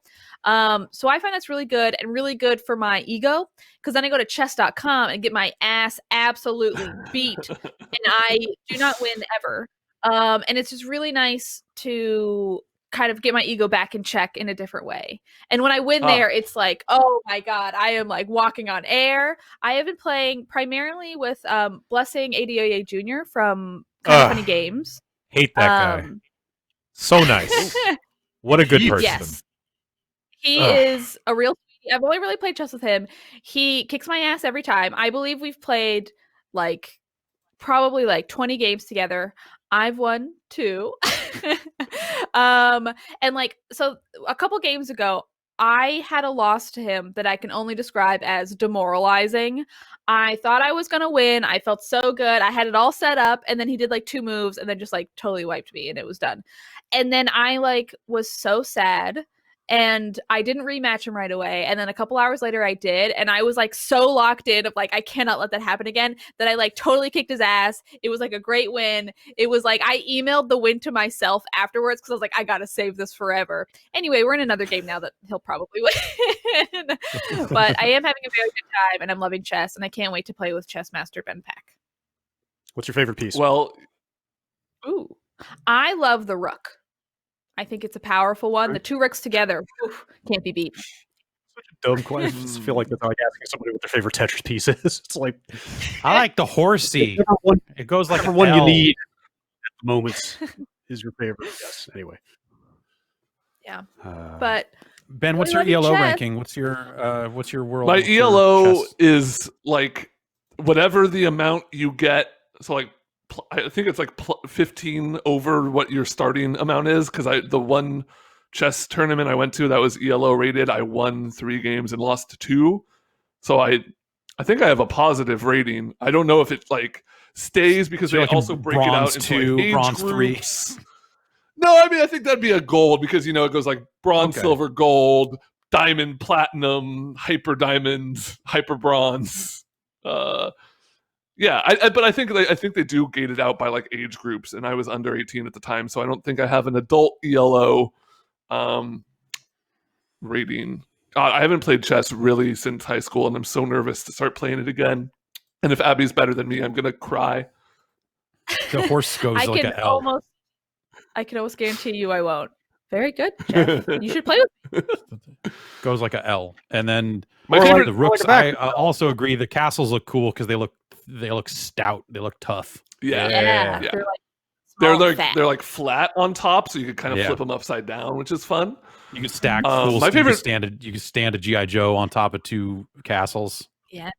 I liked playing chess in chess club just fine, but the reason we all went was we started playing a variant called Bug House, where it's 2-on-2, and whenever you take a piece, you're playing opposite colors. So like if Jan and I were on a team, I'd be white, he'd be black. If I take my opponent's like black bishop, I give it to Jan, and now Jan can drop it as his turn on the board. Yeah, it's really cool, and like you can like totally strategize and be like, I'm just gonna force trades all day and get my partner who's better all the pieces he needs and stuff like that. It's a really cool variant. That sounds fun. I liked it because I didn't have to. I could just be like a support player. I could be like, okay, I'm just gonna force a bunch of stupid trades and get you a bunch of pieces so you can win on your board. That sounds cool. Wow. Yeah, it's fun. Does Dr. Wolf support that? I'll send an email. Does not recognize it. Anyway, I love chess. It's all I think about. I think it's amazing. Beautiful game. Is it a sport? I don't know. Some people call it a sport. I think that's the stretch, but the King's game. Is there like a big chess streaming scene? Yeah. Oh yeah. I stream some chess. It's fun. And sometimes my chat is very helpful, and sometimes, oh my goodness, they lead me astray, and it's a nightmare. But have you looked into? Sorry, go ahead. No, I didn't have anything more to say. Have you looked into Chess 2, the sequel to Chess? David Sirlin's Chess 2. David Sirlin's Chess 2. It's from a video game developer. Oh my god, a sequel to Chess. I forgot about Chess. Sequels are never as good as the real Balance thing, you know? chess. Isn't it It's like literally like the 5 title. classes? The title on Steam is literally Chess 2 the sequel. Yeah. Is it? I gotta go. I gotta play this. It's got mixed 61 mixed reviews. This came out. Did you know I used to beta test by used to I mean I did it twice. I had a friend who did it more regularly. I used to beta test David Sirlin's board games at his like condo in I forget what city. Wow. Like I was friends with somebody who was like in a little testing group, and like honestly he's made a lot of really interesting board games and stuff. Like Pendante is like a poker game, and I mean he made the Fantasy Strike card game, right, and stuff like that, and kind of just kept expanding his out. I never really talked to him, but just hearing him kind of like it's because your Yomi was like good enough to. No, I was like 14 levels behind him. Yeah. But just like hearing him talk about like approaching balancing guile was really cool. It's just like he can sometimes just like talk about stuff and you're like, yeah, okay, whatever. But like sometimes he has some pretty interesting things to say about game design. But this is a long way for me to say I never played Chess 2, and I think we should all really get into Chess 2. I'm on the Steam page for it, and they have a quote from Kotaku that says, "More like chess than chess." That's that White Zombie song, right? Oh, yeah. All right. Well, you guys investigate Chess 2 and report back. Okay. Ben, before we get into the news, it sounds like Yeah. you've been playing one of this year's 18 different open world games. You guys remember how the rumor forever was like, oh, the next Assassin's Creed is going to be in Japan. It's going to be in feudal Japan. It's going to be samurais. Like, I feel like 5 different Assassin's Creed games, the rumor before they were officially announced was it was Japan. Mm-hmm. Yeah. I'm really glad they never did that, so that Ghost of Tsushima could come out and be as cool as it is, because I think a Assassin's Creed Japan game would have killed this game before it was even off of the ground. And I would have hated that reality, because I think Ghost of Tsushima is exactly what I'm looking for in this type of game. I didn't realize how Assassin's Creed-y you can make it. And by Assassin's Creed, I mean like my favorite Assassin's Creed, which is Origins. That kind of like, it is the way I like to play Ghost of Tsushima is I start as stealthy as possible, and then you just roll with it. As soon as I don't reset and try and go for like a true, I'm gonna kill all 12 guys at this camp kind of stealth run. Like, I like the fact that the combat is good enough, the stealth is good enough that like I kind of approach every camp a little bit differently. I'm just kind of hearing people talk about Cyberpunk and like building into these specific things where it's like, I built stealth, I built, guns or whatever. Just really makes me appreciate, and I'm not saying that this is impossible in Cyberpunk, but I really appreciate Ghost of Tsushima for how I can kind of put a little bit of points into everything and still like come away with like a really fun, well-built character. I finished they give you act. a big toolbox in that game and kind of encourage you to use the whole thing. That's kind of how I played that game too. I'm going to stealth as much of this as I can, and like the second shit goes bad, like group combat is fun enough and manageable enough in that game that it's just like, fuck it, like, okay, fine. There's like 8 or 10 guys chasing me around, and I'm just going to like square off with them and cut their heads off now, like whatever. Yeah. And they make you learn the combat with the duels, right? Like, you can't use smoke bombs, you can't use your like kind of arrows or whatever. Yeah. You have to like learn how to sword fight in that game, or else you're not going to have a decent like time. I'm kind of amazed by how much of this game I love. I think the story is really compelling. I tweeted about this yesterday, but like, I think the story is really compelling for a game that I don't like any of these characters. The first 2 hours of this game for me were just like a slog. I was ready to like quit before it really even got off the ground, because like, I'm gonna talk about a few hours worth of early story beats here, but like, so it starts with this big battle and you die. And then your character's like, I know what I'm going to do. I'm going to run into the fort where they're holding my uncle head first and challenge the greatest warrior in the world to a one-on-one duel. And then you die again. And I'm just like, I don't want this guy to succeed. I don't think Jin deserves redemption. But like it's when I started looking at it as like, it's a tragedy, and it's kind of about like the end of an era. It's kind of about how Sopranos is like the end of like an era in America. Like, this really feels like, because like early on you're like, oh, the samurai, they're badass, they're like these stoic warriors who fight with honor and stuff, and you start playing the game and you're like, okay, maybe these guys were like a little fucked up, and maybe like culture is moving on to like, it's a terrible way that it happened, they were all slaughtered on the beach or whatever, but like maybe the world isn't meant for them. Again, kind of like how Red Dead, approached like, it's the end of the American West, like John Marston's final kind of, he's the last cowboy sort of situation. Like, I think the thing that I keep coming back to about why I love this game so much is the world itself is like one of the most well designed. Like, just you ride in any direction. It's that thing of like, oh, you see that mountain, you can go to it. Breath of the Wild really did that well. And then every game, I feel like, took the wrong lesson from that, which was, let's just put 100 mountains in there. Let's put one thing in every mountain, and everyone will want to climb the mountains because they like climbing mountains in video games. But this feels so intricately designed. The passages to find the secrets are like so well hidden that you have to follow a bird or a fox or whatever to that. You have to follow the wind and stuff. And it just feels like it was so lovingly crafted that like playing this right after I played Immortals Phoenix Rising is like night and day. Because in Immortals Phoenix Rising, you're like, okay, I'm going to climb this cliff, then I'm going to take out my scope, and I'm going to scan around everywhere and pluck out every little question mark I can see. This was so bad.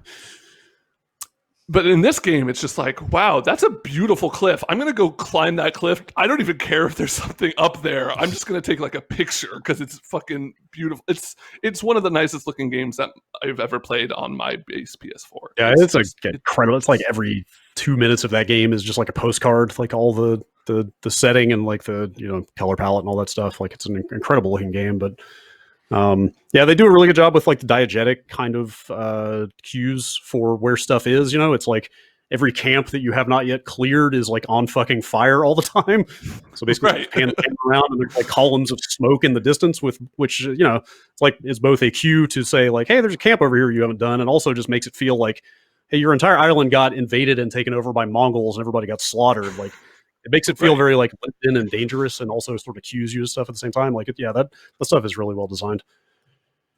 And I definitely, Jeff, you gave me the piece of advice to kind of just try and like mainline it early on as much as possible. I think that's totally how you need to approach that game. There was so much shit that I would have gotten distracted by, and I think would have made me enjoy it less.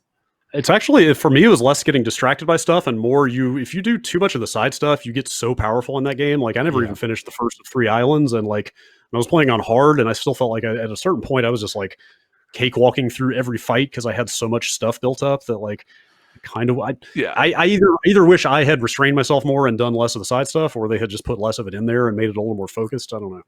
It's a mix of like, you're becoming too powerful, and also I think I burned out on a lot of that gameplay pretty early, or basically by the time I got past that first island and got a little ways into the second one, it was this feeling of like, oh, you're just dotting this new map with all of this same type of stuff or very similar looking stuff, and kind of went around and did a little bit of it, and I was like, I don't know that I have it in me to do this right now. I just need to take a break from this game. Like I had a really great time with it, and like I do want to get back to it, especially because it's like, it runs better on a PlayStation 5.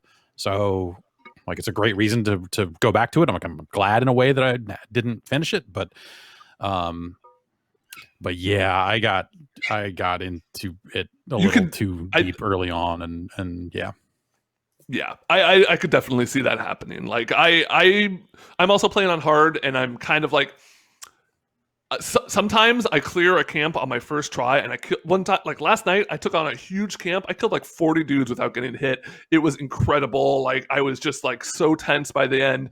And then sometimes I'll start a duel, and I lost one of the very first duels you do. I lost that thing like 35 times in a row, and I just kept going back into it. I'm like, no, I refuse to back down. I feel like the game, like when it's hard, it feels impossible, and but most of the time it feels like really manageable. Mm-hmm. I'm gonna keep playing it. I'm surprised by how much it's. I'm not. I thought I'd be open world burnt out by now, but this is like so lovingly crafted that it's easy to just kind of pick it up and start playing it. I ran into a case in that game where it was one of the camps I think it's hostages you have to rescue is technically like the win condition for one of these side missions, and just like I found characters that were like tied up, arms behind their back, but like there's no prompt. Like basically I got a camp stuck in this like state of I've murdered everyone here, but it's not letting me complete the full objective. Like I can't untie these people to like say like, hey, I did it, great, let's move on. Like it just got like it broke at some point. Weird. That was a bummer, but I hate the hostage. I really think the hostage stuff is like my only least favorite part of the game, because it's like okay, the story is getting mad at me. Like my uncle is pissed that I'm resorting to stealth kills, so I'm like, okay, well I'm gonna start like trying to be honorable, like he said, and then all of a sudden, oh, you started a fight, they're going to execute all the hostages unless you run over there in 30 seconds and kill the guy who has a skull and crossbones over his head. Yeah, no, that's just tell your uncle I said fuck off. World's moving on. World's moving on, man. We're stabbing people in the back now. You got to get. That's right. Yeah, saving lives. That's honorable. Yes. Yeah. Real quick before we get into the news, I can't believe how much of Immortals I have been playing. Oh, why? Oh, come on, dude. Well, just there's other stuff. There's other stuff. Yeah, when we were covering that game when it was coming out, I felt like Ben and Jan came back from their time with the game going like, man, fuck it. And I was like, oh, this game seems okay. Both of them had a real like. It is totally okay. Like it. I mean, it is kind of the Ubisoft collectathon, but you put just enough Breath of the Wild in there, and apparently even a Ubisoft Collectathon is something I'm going to play an awful lot of. So it wasn't the gameplay that turned me off so hard; it was the writing and the yeah. I mean, yeah, that's I don't know. That stuff. I don't know if I should say it's growing on me, or at least I am finding it more tolerable than I was. Like some of it is fine. Like yes, there's occasional low hanging fruit of Zeus making a weed joke or whatever, but I think some of it feels it's just it's the Zeus and Prometheus stuff for me specifically that I think really sucks. Like the writing outside of that I think is tolerable, and like those are where the jokes kind of land a little bit better, but the narration stuff never got. And I didn't play a ton of it after the quick look, but it was definitely a case of like, man, if I could just turn this stuff off, I don't think the game would suffer. I don't think you would be like, oh, what are they responding to? Because it's just the narration stuff, and I think the game would be like noticeably better if it didn't have that shit in it. I mean, I think Prometheus is fine. I think Zeus is a bit grating, let's say. But I guess it's sure. But if the narration was straight, it wouldn't be like it wouldn't be great either. So you kind of can't have one without the other. So just throw them both out. I mean, I will say I've been playing enough of it to want to go get the exclusive set of armor that you get by playing the Stadia demo, because I really highly value my free time, apparently. But I went and played through that Stadia demo, which is the season. Right. Like this is by default, it's like a 20-minute demo, which by default is already the most time I have spent on Stadia with anything. But I assume like Google must have funded that demo because it's a completely unique demo, like unique area. It's got a ton of VO in it that's like demo specific. Like weird.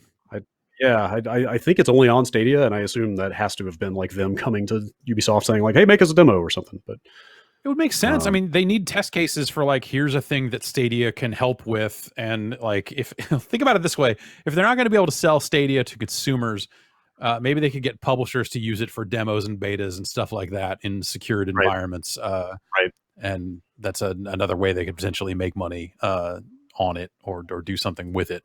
So, yeah. I also thought it was really weird that the demo does not let you use the 60 frames per second option, which like, yes, I am not paying for Stadia Pro or whatever it is, but you would think like you're trying to sell me a game, you probably want me to play the best version of it.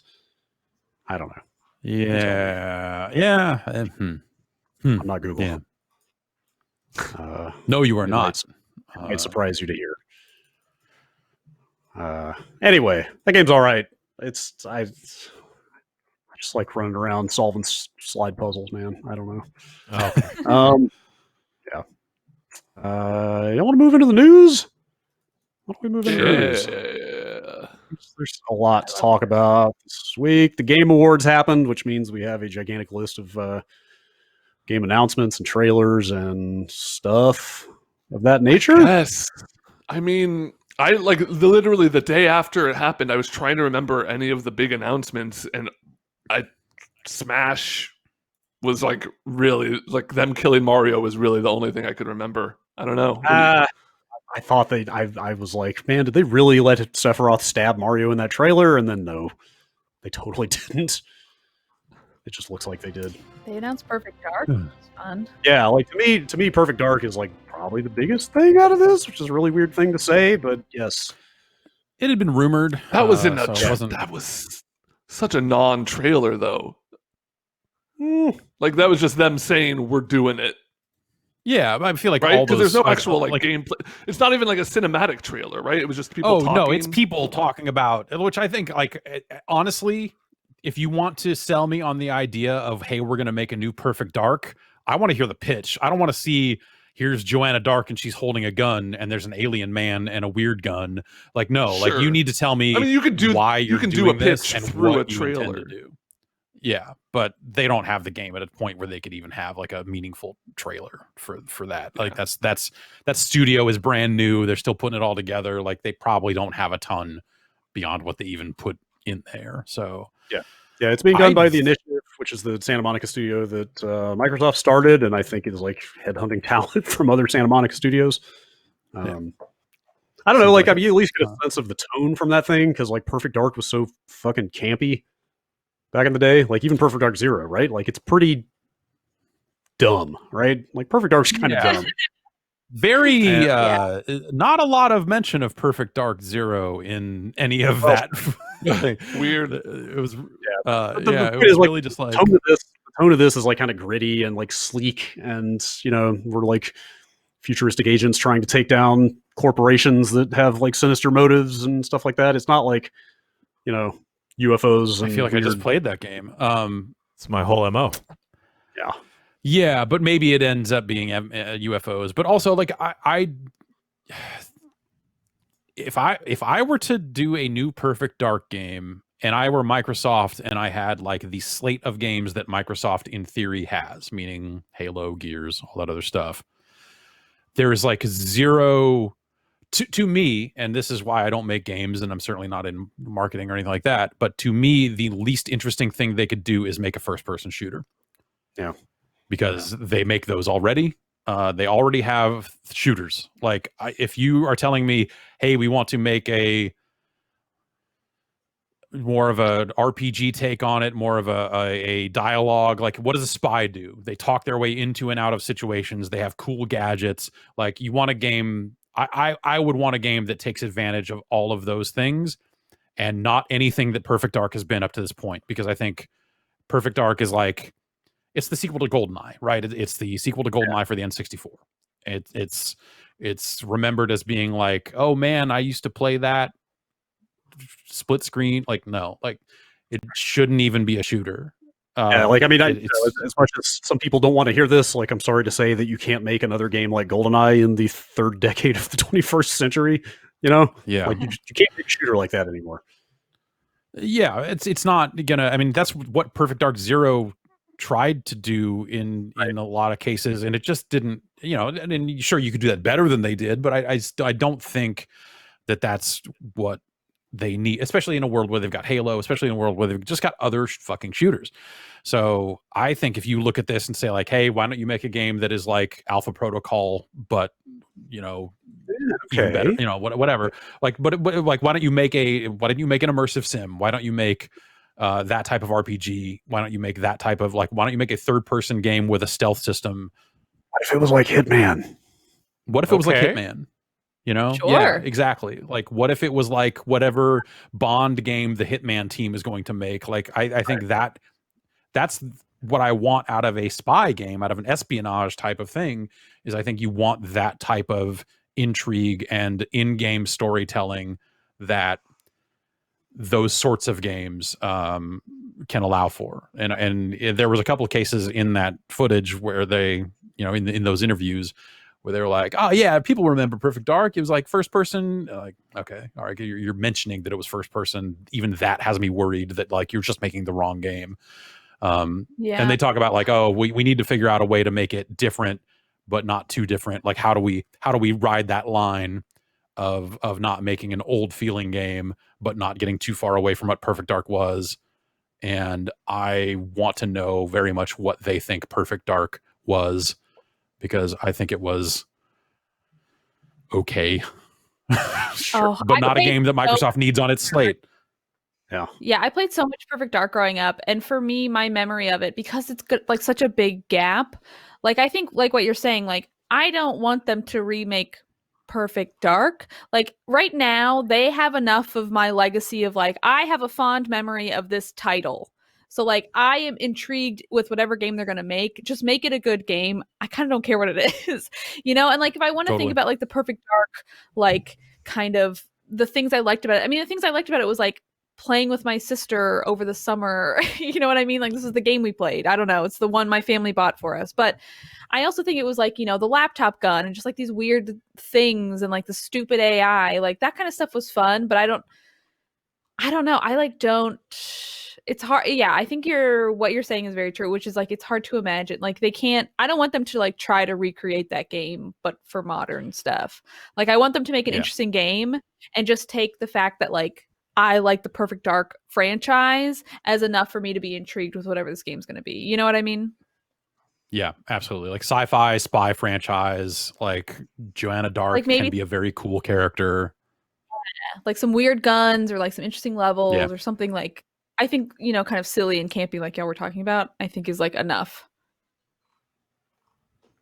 Yeah. Yeah. I think I'm open to kind of whatever they come up with, like you say, as long as it's good. I like good games. I'm just gonna put that Yes. out there. So Oh, bold. Whoa. yes. God, what else did they have at this thing?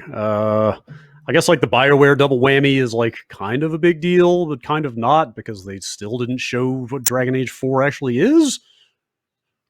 But I don't know. It's got a certain tone to it. Is Will return. You know, whatever, yeah. that who that dude is? The bald elf guy? Like, is that a character people know? I don't know Dragon Age. Yeah, that's They also, that's the bad guy. Okay. if we're trying to move on from Dragon Age, they also announced Master Chief in Fortnite. But my crew of friends, we play Fortnite every night, and we're always on and looking at new skins in the shop. And one of my friends, we're in like a group chat, and he was like, Master Chief is in the shop, question mark, because it's like they like made him live in the shop like a few minutes before they like announced it in the Game Awards, I think. So I don't know, I just thought that was very funny that they were just like, yeah, it's going live now, and then like eventually the Game Awards caught up, but it was a weird thing to just see him in the shop with like no context. Yeah, I think it's cool that they're doing all the weird crossover stuff. Yeah. I don't know. I don't, but Do you think- also I'm just never gonna play Fortnite. Do you think? fun. Okay, That's not true. hey, it runs at 120 frames a second now. Look, it Yeah, looks like great on I- my PS5. Fortnite is fun. I have so many skins. I have put an embarrassing amount of money into Fortnite. I will admit it. I do not care about any of these weird crossovers.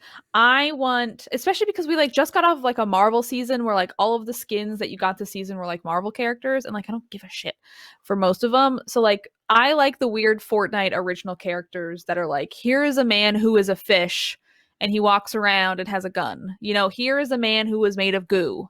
Here is a woman Let me who tell you has about an athletic Mass Effect body 3. face with that's a taco head.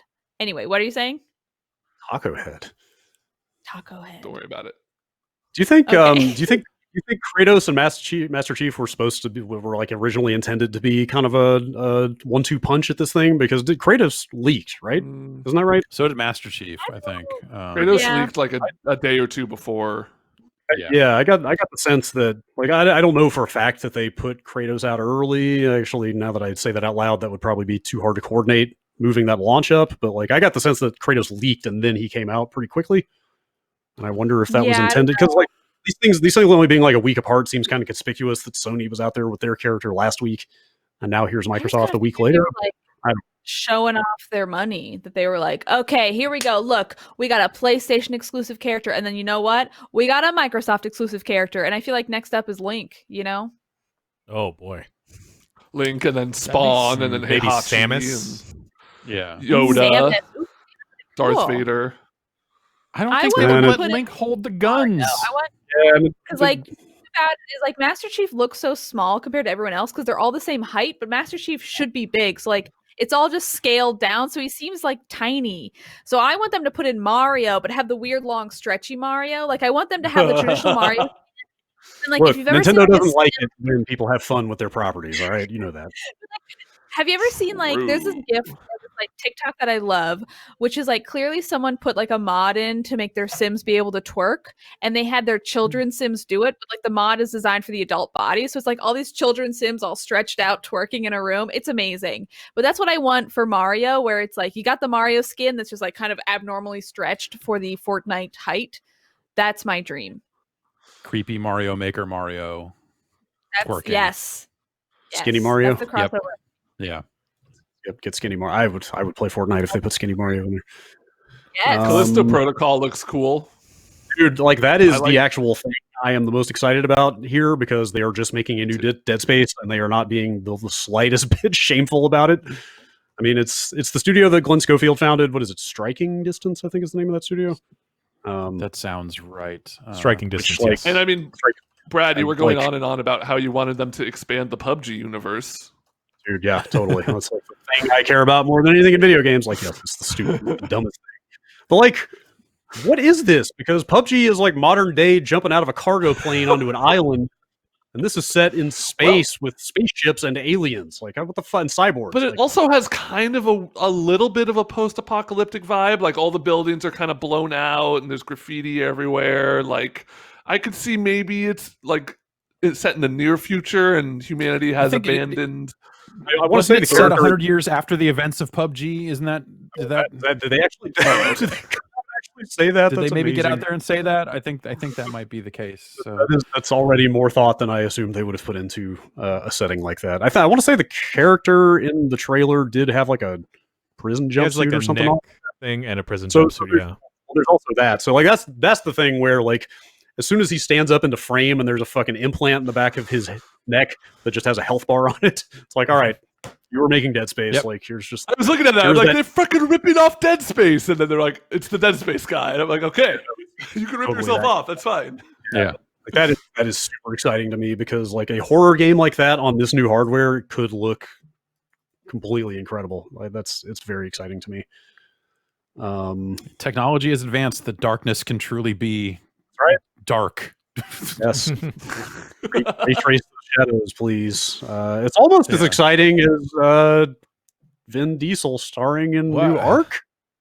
This So I confused. thought it was going to This be a new Turok. I thought Vin was going to be the new Turok. That would be Turok is like canonically Native American, I believe. It would be like as people were saying, like, this is new Turok. I'm like, oh, that'd be really shitty of them to do this. See, I never played Turok, let's say, but come on, he's a dinosaur hunter. Vin Diesel would be a great. Fair enough. Yeah. I thought Is the this trailer like for this looked like a fake, like if you were watching a movie and they had to have like a fake video game trailer in the background. That's what this looked like to me. Like it did not look like a real game. It looked so weird. I don't know. Everything about it's weird. It's like real Uncanny Valley on a lot of it too. I feel like I feel that way about Ark in general. Is that Ark? People talk about Ark as if people play it, and it's a real product that exists. But I refuse to believe that. And I'm just like, what? Is That was totally the reaction I had. Made a ton of money. Okay. Like that. That's how I reacted to this when I saw that they had Vin Diesel, who granted is like not the biggest movie star in the world, but he's pretty big, right? He's and it was just like it was another moment of it was another one of those reminders of like Ark is like quietly one of those games that is just completely huge. You just never think about it, right? Like that game makes enough money to get marquee movie stars to star in its sequel, right? Yeah, and then didn't they do there's another. There are multiple Ark games, right? There's not just Ark. There's Survival Evolved, and then there's shit. What is it called? Maybe played it. Pixark. Quick look. Is Pixark part of the Ark franchise, or is that something else? It's like a Minecraft-y take on Ark, if I'm not mistaken. Yeah. Also, I'm just going to check real fast here. Okay, Ark is done. Okay, I started to say, is Ark still in early access? But apparently it fully came out. Now they are legally empowered to make a sequel. They apparently teased their 5th paid DLC expansion in November of this year. Okay. Cool. So a lot of people playing Ark. Yeah. As you said, when I played Ark, it seemed like it was just maybe I did play it when it was in super early access, and it was like one of those games that I think like Dan and I would just kind of say like, I don't know, it's just another game where you're just getting like more sticks and rocks and eventually making shit. I don't know, whatever. Like at a time when there was suddenly a zillion of those and they were all early access and all seemed equally broken. It was like, all right, Ark, I guess. Yeah, like this could have been Rust too, right? I thought this was Rust at first. Might as well be, right? Rust is more nude than Ark, right? True, it's true. Rust is more porny. I think Cyberpunk has dongs. You should play some Rust. Put that on the box. Yeah, as you said, Sephiroth is in Smash, coming to Smash. My only question is, how did that not happen already? Did that not already happen? Well, they already had Cloud, and I feel like they did there. We got a Final Fantasy, and now they've done enough other guys that they're like, let's put another Final Fantasy in there. What if instead they did something else cool that would be cool or good? Sephiroth's cool. You seen his sword? Fire Emblem character or something. Yeah, can we get some Marth up in there? Some of the fans will love, like a King of Fighters character. Some of the Smash players will really identify with. Choi. I don't know. Sure. I think the question that I've seen most is, do you think that they will put more Final Fantasy music in it since Cloud only brought like 2 tracks or something, and there was apparently like weird soundtrack stuff there. I mean, they introed him with One Winged Angel in that trailer, so probably. Can I play Maybe? as Kenny Omega? Oh, Yes, can you as imagine? Kenny Omega as Sephiroth? Will that be like a skin or a shadow? No, What you the fuck do know, they call him? that's Jeff. It sounds to me like you're sort of getting into like fan creation territory here. I'd be careful. It sounds like you're kind of getting into some Project M stuff. I'm gonna have to start sending you a little bit of a shutdown here. Hey, no, We do not want I to showered invoke- today. Okay, I showered today. I'm not. I don't know what any Bragging. of that is. I took a shower today. Today. Just one. Pidgey- So far, I mean, it's only 1 o'clock. I guess we didn't really get into it too much. We talked about it a good bit on the hotspot last Friday, but they did tease a new Mass Effect, which I guess looks like it's a sequel to 3. It's got Liara in it, apparently. Uncovering Sure some we- N7 armor, or like a little bit of some recovered something. like a dead So Reaper in the background at some point, so it looks like they are taking an ending of 3 and running with it. I don't know. yeah, I don't. Interesting timing with this and the exodus of BioWare. yeah. Yes, some I don't know if people. Exodus is. I mean, a couple of people left. I don't know if more people left. A couple maybe, of but- very but- important people. Yeah, exodus is maybe not the right word, but Pretty high up their studio and team management people, but yes. Yeah, but for them to be like, hey, these people that you know, names you may have known from BioWare are leaving, and by the way, we are still making 2 games. That did Yes. seem a little weird. Yes. Also, here is a bunch of CG and no actual gameplay. Right? I don't know. Yes. Like it. Yeah. It's that. Yes, that also seemed weird in terms of like, well, why did you need to? You didn't need to do this. Like, you I don't. didn't need to do that. You Didn't some they people already would kind of just say like they you were didn't doing it? It's the second time they've shown Dragon Age at the Game Awards, and both times it's been like, all right, Yep. what, you're barely showing anything. It's not like they came back this year and now we've got a real gameplay. You just look at it and go like, okay, like you're striking a tone here with this stuff, I guess. And I don't know, man. I don't know. Mass Effect, the idea of a new Mass Effect, we talked about it last week, I think, but it's just like, I don't know what the fuck that is. I don't know. I don't know how into that I am. I just look at it and go like, I don't think I'm ready to believe them on this, or like they got to prove it. After 3, after Andromeda, they've got to prove it. Some people would have told you that they killed Mass Effect, that it was in fact dead, and yet here they are making a new Mass Effect. So I don't know. But I'm not convinced that the people who said that Mass Effect is dead were wrong. I think is the thing is like, I don't. Maybe that's just BioWare as a label, when a studio, whatever you know, like maybe they need to prove it across the board, because even Dragon Age at this point, like it's been long enough. Anthem has happened. They say they were making good on Anthem. They haven't done that yet. Like I feel like like as a studio, as BioWare has just been writing checks since Andromeda. Maybe since Andromeda got announced. Let's say since Andromeda came out, but it just feels like it's been like, okay, here's another thing BioWare is doing. You haven't made good on the last thing. Yeah, but we're going to do this too. Also, we're going to try to fix the other thing that we're doing. Like, okay, you should.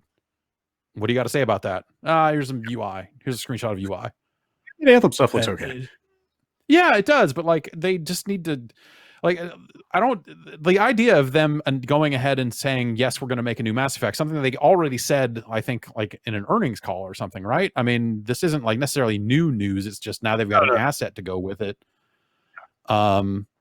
This just feels fake. This just feels like why don't put Dragon Age out first. And now, or show the Dragon Age is a real game that is actually going to get finished someday, and not like endlessly rebooted behind the scenes or whatever the fuck is going on over there.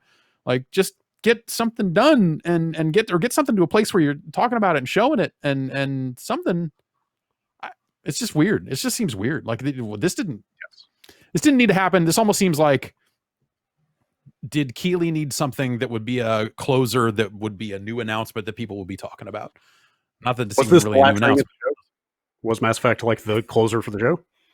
Yeah. I thought it was. I didn't. As I far as didn't see it. announcements go. Okay. Interesting. Hmm. I'd believe So, it. like, was it a case of like, hey, we need something to be here, and this would be a big deal, and so they just like threw it together to have it on last? Because I want to doesn't say he was out there tweeting about working with them on this announcement, wasn't he? right. Yeah, maybe- yeah. So maybe it's like a long in the works, like yeah, like they were trying to strike the right tone, or yeah, like he was out there tweeting about like which I think is weird to have him involved in the process of putting together a trailer for a show, but whatever. It's yeah, like I don't know what to even say about this other than they shouldn't have done this and should have waited until they had something better to show. They have to win on us back. some of the existing projects or whatever. They have to win the Mass Effect audience back. There are people who liked Andromeda, sure, but like there is a massive amount of Mass Effect fans who they need to actively win back, and you do that by showing something cool and not saying we're going to show you something cool in a year or whatever. If that, right? I mean, because if they're going to do Dragon Age first, then what, it just, I don't know. The math just doesn't work out for me on that. Like, I don't get what they're trying to accomplish. They're trying to get people excited about a game, but they have another game, but then they are trying to fix the other game. It's just what is BioWare? What are they trying to accomplish other than you make games and sell them or whatever? Like, did this come along with a studio expansion that's going to allow this stuff to happen at a faster pace because they're bringing on more people, or they're rebranding some other studio as BioWare and they're going to be the new Mass Effect team, or what? Like, what's the actual? I'm sure there are some answers to those questions out there, but like the whole thing just strikes me as fake. As just like, yeah, I know, of course you're going to make a new Mass Effect. You already said as much, but like this is nothing. Like, what more? Finish a game, or at least get a game in a showable state. Give me a gameplay demo for a game and say, this is the new BioWare game. Whether it's Dragon Age, whether it's Mass Effect, who gives a shit? Even if it's just like, hey, here's the fixed Anthem, that would be something that's like, hey, we're still out here doing stuff and not just putting together assets for Game Awards trailers. It's just weird. An asset, a trailer of that nature can be contracted out. A showable game, something you got to put up yourself. Yeah, I'm with you. I guess the last thing I'll mention real fast from the Game Awards, they showed some gameplay from Back 4 Blood, finally, the Turtle Rock spiritual successor to Left 4 Dead. It sure does look like Left 4 Dead. I mean, it really looks like Left 4 Dead, except with aim down sights. Turtle Rock worked on Left 4 Dead, didn't they? My understanding is they kind of created the project. Like, they came up with the idea, and then it sort of got absorbed into Valve, if I'm not mistaken. I think is how that works. And then Turtle Rock went on to do Evolve, right? They did Evolve, yes. Just like not terrible. Like, Evolve's not terrible. Like, it didn't catch on. It certainly did not hit. It had ideas. It hadn't. Yes, it was not. Yeah, I don't know. I feel like this footage is a little rough looking. Like, they flat out say at the top of the trailer, like, this is pre-alpha footage. Like, it's obviously not close to anything final, but well, whatever. We're in the middle of a pandemic. I'm sure getting gameplay footage together for an unfinished game is not the easiest thing in the world. But I don't know. It looked like Left 4 Dead, but pretty rough to me. Will there be characters that shout about pills in this game? I mean, footage straight up starts in a safe room covered in graffiti before exiting the safe room with 3 other characters and shooting zombies. So yes, Chicago Ted to be in the, very probably there will be pills equivalents and a Chicago Ted equivalent. Meth is my guess. Yes, yes. Meth is the new pills. Yes, a lot has changed in 10 years. Meth is big now. Let's see. Joe Staten, who is back at, I started to say back at Bungie. I guess what I mean is he's back with the Halo team. Longtime Bungie guy, longtime Halo guy. He came back to 343, I think, right after that July demo. And they're out there now with a statement with a bunch of information about where Halo Infinite is at. But like the above the fold line is fall 2021 for Halo Infinite. So this is not like a 3-month delay. It'll be out in February type situation. Like, they've got a year basically left on that thing. It's a long delay for a game that had gotten pretty close to coming out. Well, good on them. I mean, like if they need that time, Yeah, like good on totally. Microsoft for giving them the time to actually get it where it needs to be. I mean, granted, they can't afford to screw up Halo Infinite, but Exactly. but that is still a very long time. Yeah, I think it's. I just think about that in terms of like, what does Microsoft have coming out first party for the Xbox near term? Like, what are the things that you would think of? And maybe they've just moved past this, and maybe they have to move past it. But like, what's a system seller for the Xbox Series X? Like I'm trying to see if I can pull up a list right now of stuff they got coming out. It's Game Pass. Like Game Pass is the actual Well, answer. yeah. You know, Yeah, like but I mean, in terms of first party games, I mean, like they've got stuff announced, but none of it has anything close to a date on it. You know, there's like the thing Rare's doing. There's Fable. There is a new Forza game of some type, but like none of those things have release dates anytime in the next year. And that's not to say they won't necessarily come out in 2021. It's just that they haven't necessarily been confirmed as coming out. And Right. yeah, it's weird. Yes. That's all I have to say about it. That's weird. Yeah. They should push Halo back and get it right. They need that. But wow. Yeah. Also, there's an awful lot of talk in this Q&A about how they are dressing up the graphics. Like a lot. Like very specific stuff from that demo about like we're getting the level of detail pop in looking better. Just like every complaint people had online about that thing, they address at one point or another here. They even reference Craig, that brute from that demo that became a giant meme. Yeah. Anyway. He's no wall guy. Who is? Hopefully, I mean, I Perfect guess I Dark. kind of am right now. Yeah. If we get a new Perfect Dark, hopefully we'll get a new wall guy.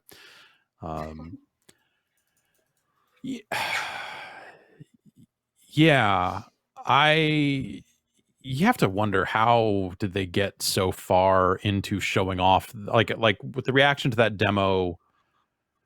What are the points of approval in that process, and how come no one in a position to say, hey, maybe let's hold off, said, hey, maybe let's hold off when they saw that footage? Like, it's the sort of thing that you probably just need. I don't know, like presumably everyone saw that and signed off on it when like, yeah, no, we're going to put this Halo stuff out. And then the reaction to it was so bad. And now here we are. At that point, the mentality, which if this is our marquee launch title for this new Xbox, and this thing has to ship come hell or high water. And like, I guess like so. Yeah. Projects like that have a certain amount of inertia, and until somebody like a Phil Spencer says, hey, maybe we should delay this game, everybody is just working under the assumption that this has to come out, right? I guess so. Yeah. That'd be a story I'd be curious to know more about, is like, were there people at 343 that were like, dude, don't, like, we can't, or had everyone been working on it, different pieces of it for so long that everyone was just nodding at each other going like, yeah, we're totally gonna put this out. It's gonna kick ass. This is gonna be badass. We're gonna market the shit out of this. And then it hit and they're like, like, were they really caught off guard by that reaction? I'm sure some people were, but like, they should find who were the people that were not caught off guard by that reaction, and maybe listen to them a little more next time or something. I don't know. It's weird. Yeah. Other quick Microsoft news: they confirmed that xCloud is coming to PC and iOS in spring. Still in beta. It'll be browser based on iOS, and I think it uses the Xbox app in Windows. But that stuff's getting out there to all. I went through the process of using the Xbox app to get a game on my phone the other day, and I like the way that it's weird though, because the Sony app is not this way. It seems like, obviously no one wants to pay Apple, right? So in the Xbox app, you can download any game to your console whether you own it or not, and then you go complete the transaction elsewhere. So like, you can preload a game and not be able to run it. So I saw that they had done that for Game Pass. They were like, hey, you can preload Game Pass games that aren't on Game Pass yet, but I assumed that was just for stuff coming to Game Pass. I didn't realize you could straight up download any game from the service. No, like sounds like they're very confident before. Yeah, totally. I mean, and honestly, if you look at the last generation and the Xbox One piracy, like their security seems like it's been pretty damn good. It should be. But yeah, like it just had a download to my console button, and I was like, no, I want to buy it. And I was like, oh, and finally I went like, oh, right. That's why Game Pass isn't. Oh, right. Yeah, of course. Yeah, they don't, like, Apple is not going to let anyone get away with that. I think even if you get the Xbox app out of Google stores, it's the same way on Android. They did the Game Pass stuff. I thought they announced, like, hey, if you're on a Samsung device, you can then buy things directly or add-ons for Game Pass games or whatever it is. But yeah, so this browser-based solution, hopefully it's good. I don't know.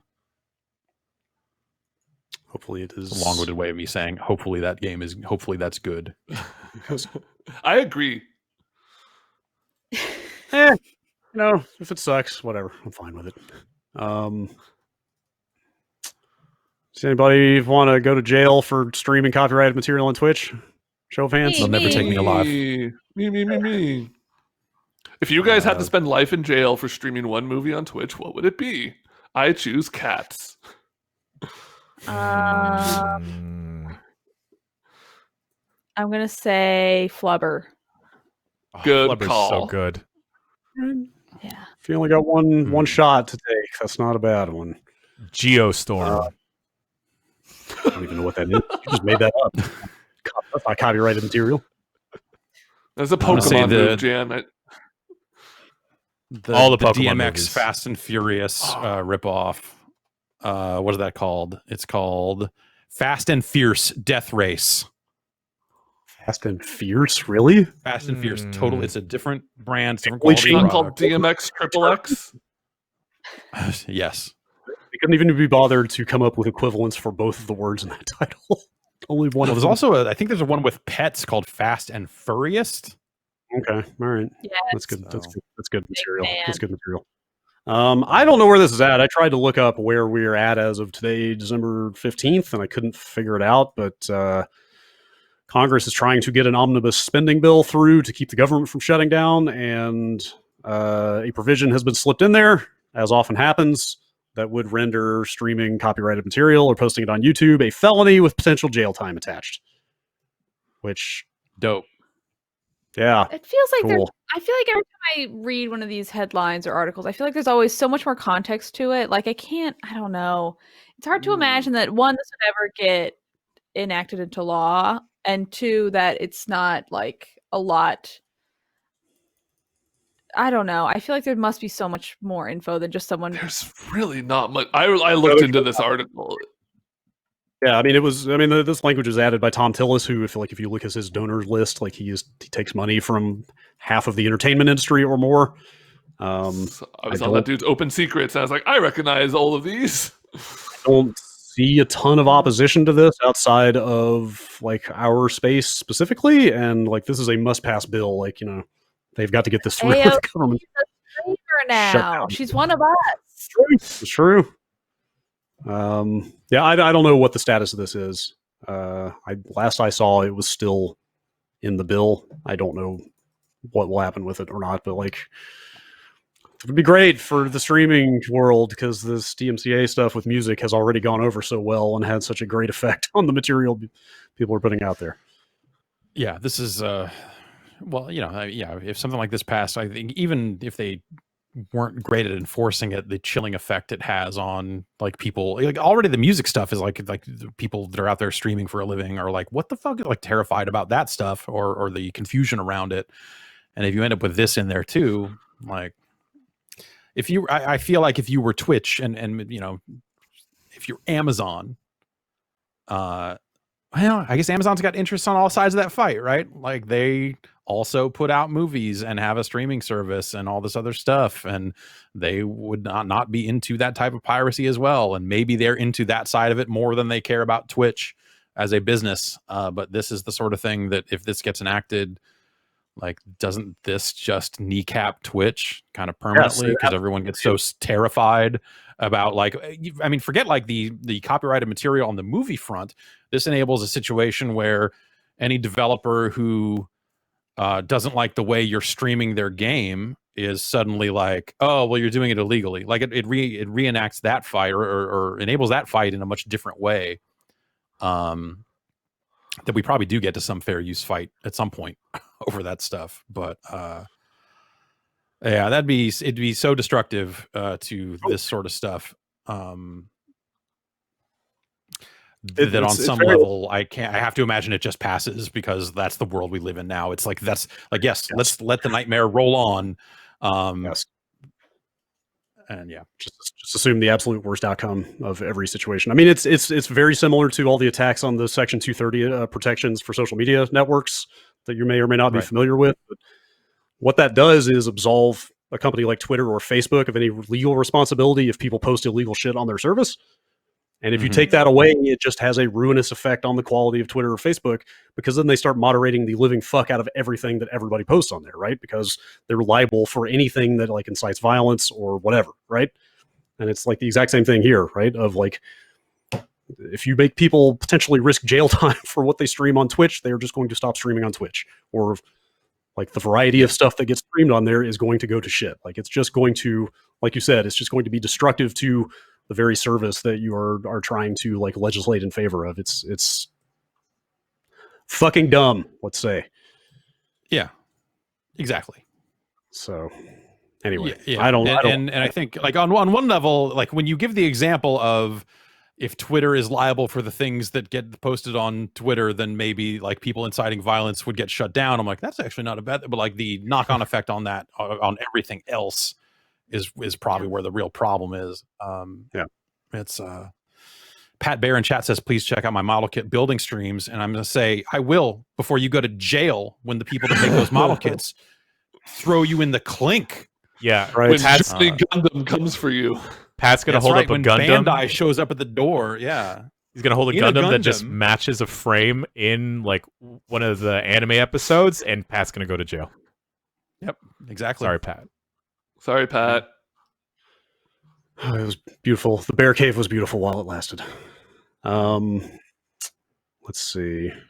Real quick, just a couple businessy things. Looks like EA is trying to incite a bidding war over Codemasters with 2K. Nobody knows exactly how much they have come in and offered, but they are trying to outbid 2K on acquiring Codemasters, which just makes me wonder, like, can EA just not stand for 2K to have more of the sports pie? Like, is that... Well, like it's driving even sport, like sports.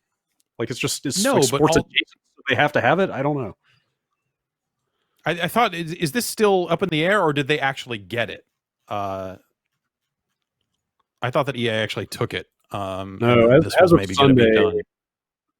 as of Sunday, it just looks like they have made an offer, but the value of the offer is not known. I don't know. I mean, this is so. What does Codemasters make the F1 games? Like, does Codemasters do anything that is like, you know, real world motorsports, or is it all like dirt?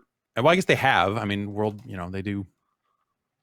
So yes, there is probably a sports angle there, but I looked at this as Need for Speed. As like, okay, like EA has no idea what to do with the driving games they have, but they do. Okay, so it looks like EA, the stuff just completed. EA's agreed for the purchase. So that's well, it looks like that yesterday. Anyway, yes, EA is. Yeah, it looks like this is happening. Oh wow, shareholders recommending it, all that other stuff. So, so there's the F1 license, 1.2 billion. Yeah, which is like 300 million more than 2K was going to pay, I believe. Sure, why not? That's okay. So you get F1 games at that point, which do F1 games actually sell? I mean, I don't know that. I don't know. All I know is that F1 won't let us put the F1 logo on the F1 franchise page without sending even though they stole us. Our fucking call-in show theme song for a commercial. Exactly. Remember that shit? Oh, I remember that. Oh, I remember that shit. Oh, wow. So yeah, like F1 obviously is very, very popular, but I don't know how well the video games actually do. Like our F1 enthusiasts into F1 video games in a large scale, I don't actually know. But then you get like, okay, well, they do all these other driving games. Like, can you slap the Need for Speed logo on that and get a good Need for Speed game, and also get these games to sell more than they did under Codemasters or something like that? I don't know. I'm trying to think like through like why do this, but I felt that way about when it was just 2K, looking at the Codemasters lineup and going like, okay, I'm sure on some level that stuff must math out in the end, but it's not necessarily a knock on Codemasters per se. They're very good at what they do. I don't.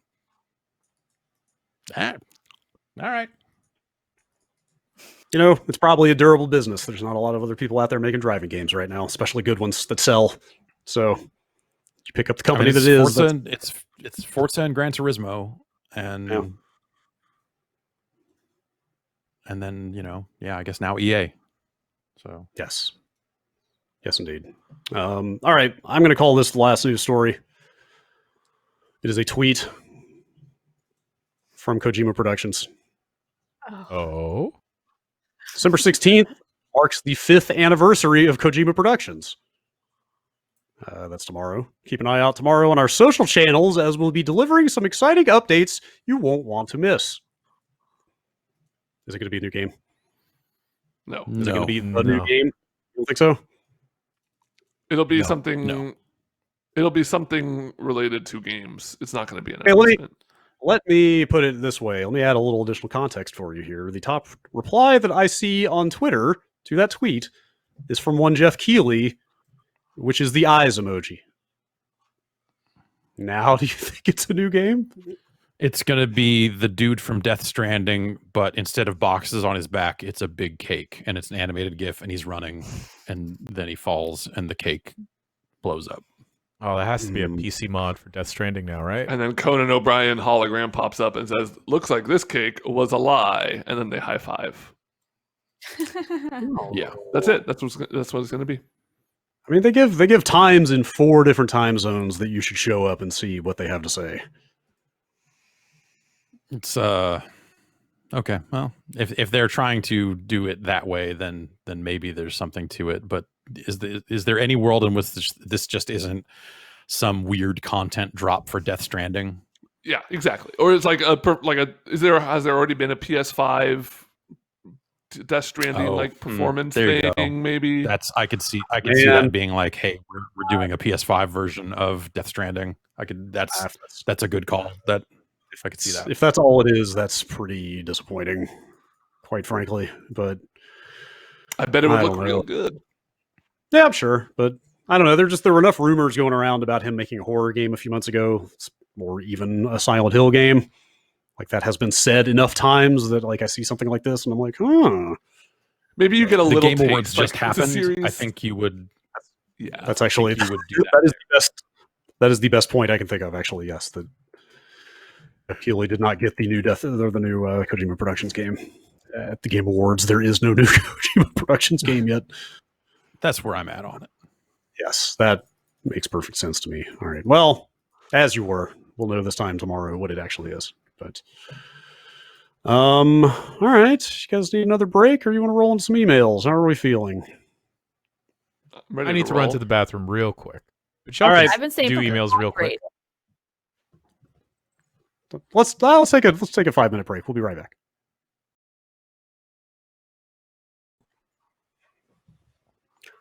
I came to a horrifying realization during the break, which is that I haven't heard a single phrase in this podcast so far that I would consider an episode title. So, wow. So you're saying it's been a bad episode? Thanks. Jesus. Somebody say something funny. Okay. Here. I said Bazinga on Twitch, and now I'm in prison. It's too long. It's too long. But I could maybe work with that. Okay, what about just okay. Picture this. Bazinga. Okay. Whoa. Wow. How many We can't say that anymore. We are not protected. Legally, I don't know that we're allowed to say Bazinga. That's why I'm in prison. The B word, we refer to it. We're going to jail. Johnny's Mr. Silverhands. Why don't you put the title in as "Nobody said an interesting thing for a title yet"? Please Jeff help. liked it. There you go. Yes.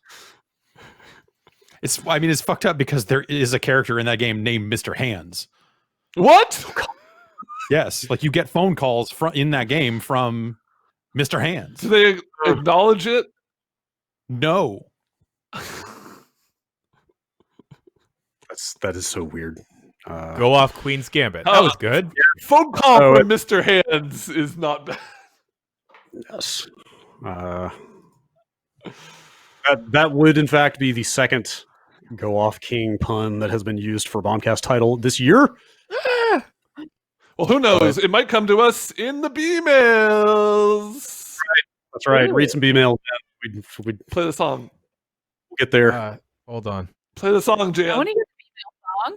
I didn't cut it Jan- out. No, it's still Jan, play it. Voicemail bump buck. There it is. So good. Where'd you find this? Title.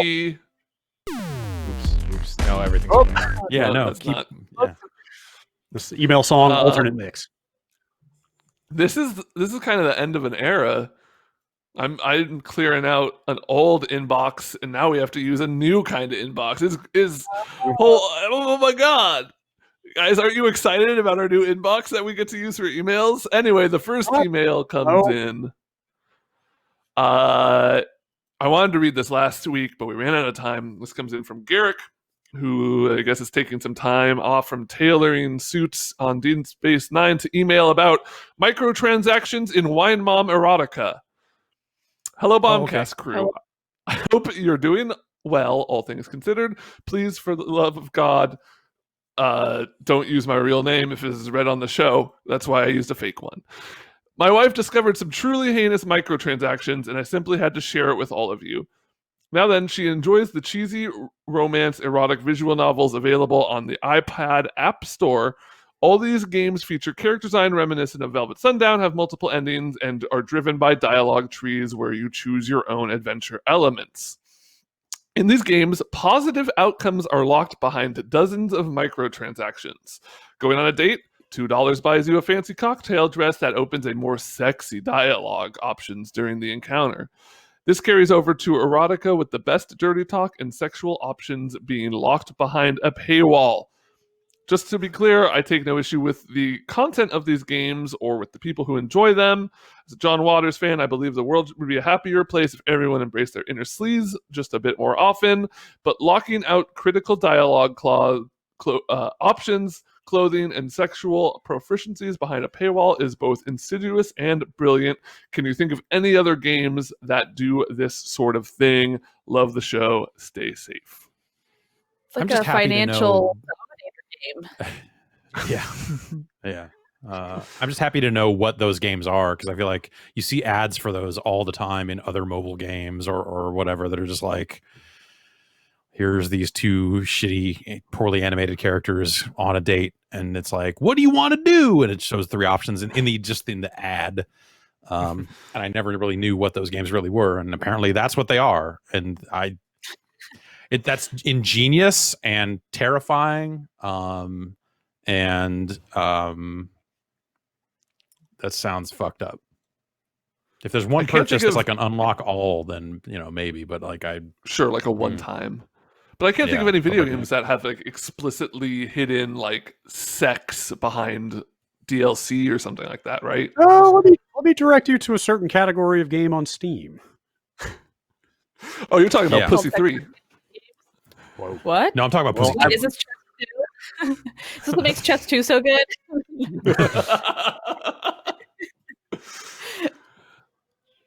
But I feel like even on the games on Steam normally don't charge for their like H game unlock patch or whatever, right? I feel like usually those are like click here for the hot stuff. Well, I guess Steam used to not allow that. So it used to be like you would get the game on Steam and then have to go to some shady ass website and you download our 18 plus patch here and then apply it over the Steam version. And then you see the real stuff. But then every time it patches, it would fuck up. Yeah, it is. We've come a long way, Steam. We've come a long way. No right. title. Not good. We've come a long way, Steam. No good. Damn it. How are you spelling cum? How are you spelling cum a long way? Whoa! Peter North style. Now, they're entitled. Michael from Seattle writes in and says, "What's the best video game font? I like Mr. Saturn and Earthbound." Video like game Sonic. font? It's like like an iconic font from video games. Ooh.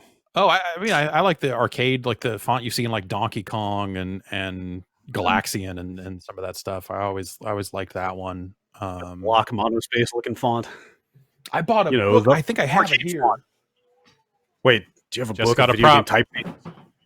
typefaces? Yeah. Wait, It's called really? Arcade Game Typography Holy shit. Oh my Hey. god. Oh my god. by Toshi Omagari. And it's just Amazing. Wow. Holy shit. Font. Do they That's- have the Sims Whoa. font? That is say. super no, cool. this is all like early arcade stuff for the most part. And Oh, We should make a Sims arcade machine. yeah, there's some good ass shit in here. I got real into monospace fonts a few weeks ago, so I'm. This Here's the speaking to me. DDR third mix font. Oh, snap. Okay. All right. Yeah, Look at those yeah. arrows. Oh yeah, DDR font is classic.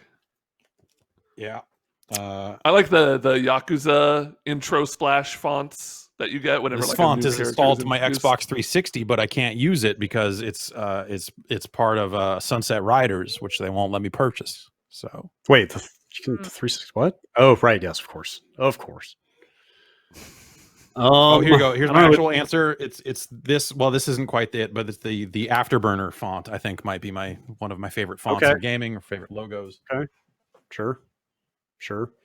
It still weirds me out that the Star Trek The Next Generation font is widely used in that new Tony Hawk and maybe old Tony Hawks. I don't know. Is that a thing? It was not in old Really? Tony Hawks. Because it sure is But in yeah, that new it one, is isn't weird. Weirdly out of place, but sure, why not?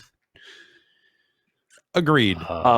I like that they came up with a whole bunch of Pokemon that are just letters to an alphabet. I don't know if that counts, but what are they called, Jan? The What? little shape, the little not unknown. Unknown. No. Unknown. Yeah, unknown. Okay. Unknown. Look at me like that. I know what I'm talking about. I thought you were talking about like a poke Maybe rap, I'm the but like the Pokemon. alphabet.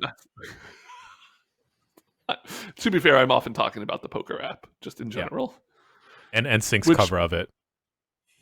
Brings me to my next email. Josh from Montana. What's your favorite rap movie? I like House Party. Oh, rap. Depends on like how do you define that? Like, do they have to rap in the movie? Does it have to Either contain a about rapper? rap. Count? It's not my answer, but I just want to know. Like, I started to counts? say Friday because Ice Cube is in it, but I don't know that qualifies. Yeah, That's not I a don't know. rap I would. movie. It's got to either Yeah. be about rap or prominently feature rap, right? 'Cause I- Like I 8 feel like that Mile is a rap movie. Yeah, totally. But that narrows the field quite a bit. Oh, Yeah. sure. Straight Outta Compton is Like- really good. Yeah. I don't think I have an interesting I like- answer for this one. I think I've seen Straight I like Outta Crush Compton. Groove and CB4. The Someone in the chat is The- mentioning holes because of the credit, the rap during the credits. I'll allow it. 100% my answer. I love Holes, and it's a Western. Okay, well, if that is the standard, I'm going to say Teenage Mutant Ninja Turtles 2: The Secret of the Ooze. Love Holes. That- Yeah, the that's that good. ultimate counts. rap movie. Rap, too. Tevin Campbell's more of an Iconic. R&B artist than a rap artist, right? I'd say so. Yeah, that's Okay. Yeah, That disqualifies a Goofy movie then. Is Breakin' a rap movie? It's What? a hip hop movie. it's a hip hop movie. Okay. Well, that might be my favorite hip hop movie. Okay. Yes. Malibu's Most Wanted is okay. No, it's not. No, it is not, Jan. It is not okay. It is not okay that you said that, and it is not an okay movie. I kind of liked Malibu's Most Wanted. Thank you, Jeff. I think, I kind of like Malibu's Most Wanted. and we all know what kind of media Jeff likes to enjoy. Jeff, why don't you pull up your Spotify real quick, and we can segue into the hang next. on, I got another DVD over here. Oh, He cannot God, have- has it. You cannot have No. Malibu's Most Wanted right next to him. That's, I wouldn't say it's impossible. I would say that less likely things have happened. In fact, Here we go. Rolling back. He's rolling back, everyone. Oh. Headphones are coming on. No DVDs in hand. I got a couple. First, I found more than I bargained for here. I mean, if you like hip hop and you like dance, why not learn to hip hop dance taught by kids, danced by kids? Nice. there's It your says title. on the back. Is this that thing that you see on Twitter that everyone does where it's like, who's next? And it's a bunch of white kids like hip hop dancing because it's my favorite thing in the world. I don't know Is that it- I've is it watched kid- it. This is 35 minutes and I haven't watched the whole thing yet. But We host it on the site. No, we'll go to jail. This is for kids and teens. It's for adults. It's for everyone. Learn the hippest, hottest dance steps taught in a clear step-by-step format. This half-hour video teaches a high-energy dance sequence that's fun, easy, and great exercise too. It's fun. IT''Z. It's fun. That's a I podcast. agree. That's a podcast title. Yeah. That Speaking of might be hip the hop, one. Might be the one. Hip hop. if you like Malibu's Most Wanted, might I suggest a movie? I have actually not seen this film. I'm going to say up front. I don't know where this came from, but it's here. This is Jamie Kennedy's Kicking It Old School. It seems to be a breakdancing Cool. movie. We're looking at the back of the box here. If I never says saw breakdancing Jamie isn't Kennedy, dead. It's been in a Activision's coma. own. Yeah. Yes. What about, okay. So it's 1986, and Jamie Kennedy is in a coma for 20 years, and he wakes up and he must jumpstart his breakdancing career in order to regain a normal life and his girlfriend. So that's probably good. Okay. Should I ask how you came into possession of these fine pieces of entertainment or instruction? Hip hop kids learn to hip hop dance. I bought at Rasputin's for $1.95. Okay, that's a Out of good the used $1.95 bin, 'cause I was purchase. like, that's, That's a fair there's price. always in the back of my head, I'm always thinking like, one of these days I'm just going to have a ton of free time and I'm going to make the ultimate video mixtape, and it's going to blow minds. It's going to warp brains forever. It's going to leave a stain on pop culture that will never be washed clean. But I just don't. It's just never going to have this. I have no fucking idea where this came from. I don't know. Does The Pest count as a rap movie? No. I think if Holes does, The Pest does. Oh, god damn it. Is that a good title? Does The Pest count as a rap movie? How does that do for SEO? Yes. Yeah, Better rap than you movie. Yeah. Jack Black is the subject line of this next email, which Right, came I from love us. Jack Black. Came to us from Sam. Simple question here: is Jack Black cool? I know Jack Black mostly from Nacho Libre, and I'm vaguely aware of Tenacious D, but I always thought everyone thought he was cool ironically. Does anyone think of Jack Black as a cool rock star, or is he just a chubby, funny guy? You could be a chubby, funny guy and be cool.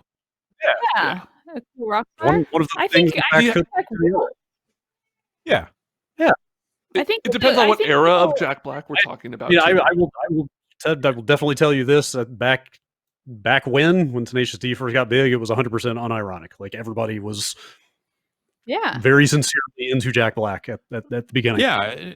And the Tenacious D stuff first started airing on HBO like after episodes of Mr. Show, which was like at Yeah, the it was time like the fucking little 3-minute Yeah. videos, like and landmark weird shit. Yeah.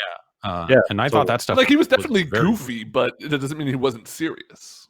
You know? Yeah, I'm Like- super into that original Tenacious D stuff before it But got all big and made a movie and stuff like that. Yeah, something Oh, the about movie's- like, the movie's good. Liam Lynch of Syphil and Ollie, I think, directed that movie. Oh, weird. Wait, is the I movie know. good? I like it. It's not good, but I like it. It's You get what's his name? The devil is really good. Drum guy, Foo Fighter drum guy. Dave Nirvana Grohl, Foo Fighter drum guy. Thank you, God. I'm Foo losing Fighter my mind. drum guy. I don't think he actually plays the drums in. He Foo played the Fighters, drums in but- Nirvana, and then he moved But on. I mean, hey, I answered your question, didn't I? Yes, I you get you. did. I- Thank you. Little title update here. I'm going to say the two leading candidates as of right now are It's Fun with a Z and Foo Fighter drum guy. Mm. I'm losing I my think they're mind. both too short and don't have enough of the word "come" in them. It's true. I think modern day Jack Black is like pinnacle cool dad energy. Like he's older, but he's leaned into it. He's got his gaming channel that's just like him wanting to bond with his son. You know, Yeah, like that Jablonski game Yeah. stuff is like better than it should be. I guess I would say like it's kind of okay. That's not he bad. loves I think there was Undertale, so that's pretty cool.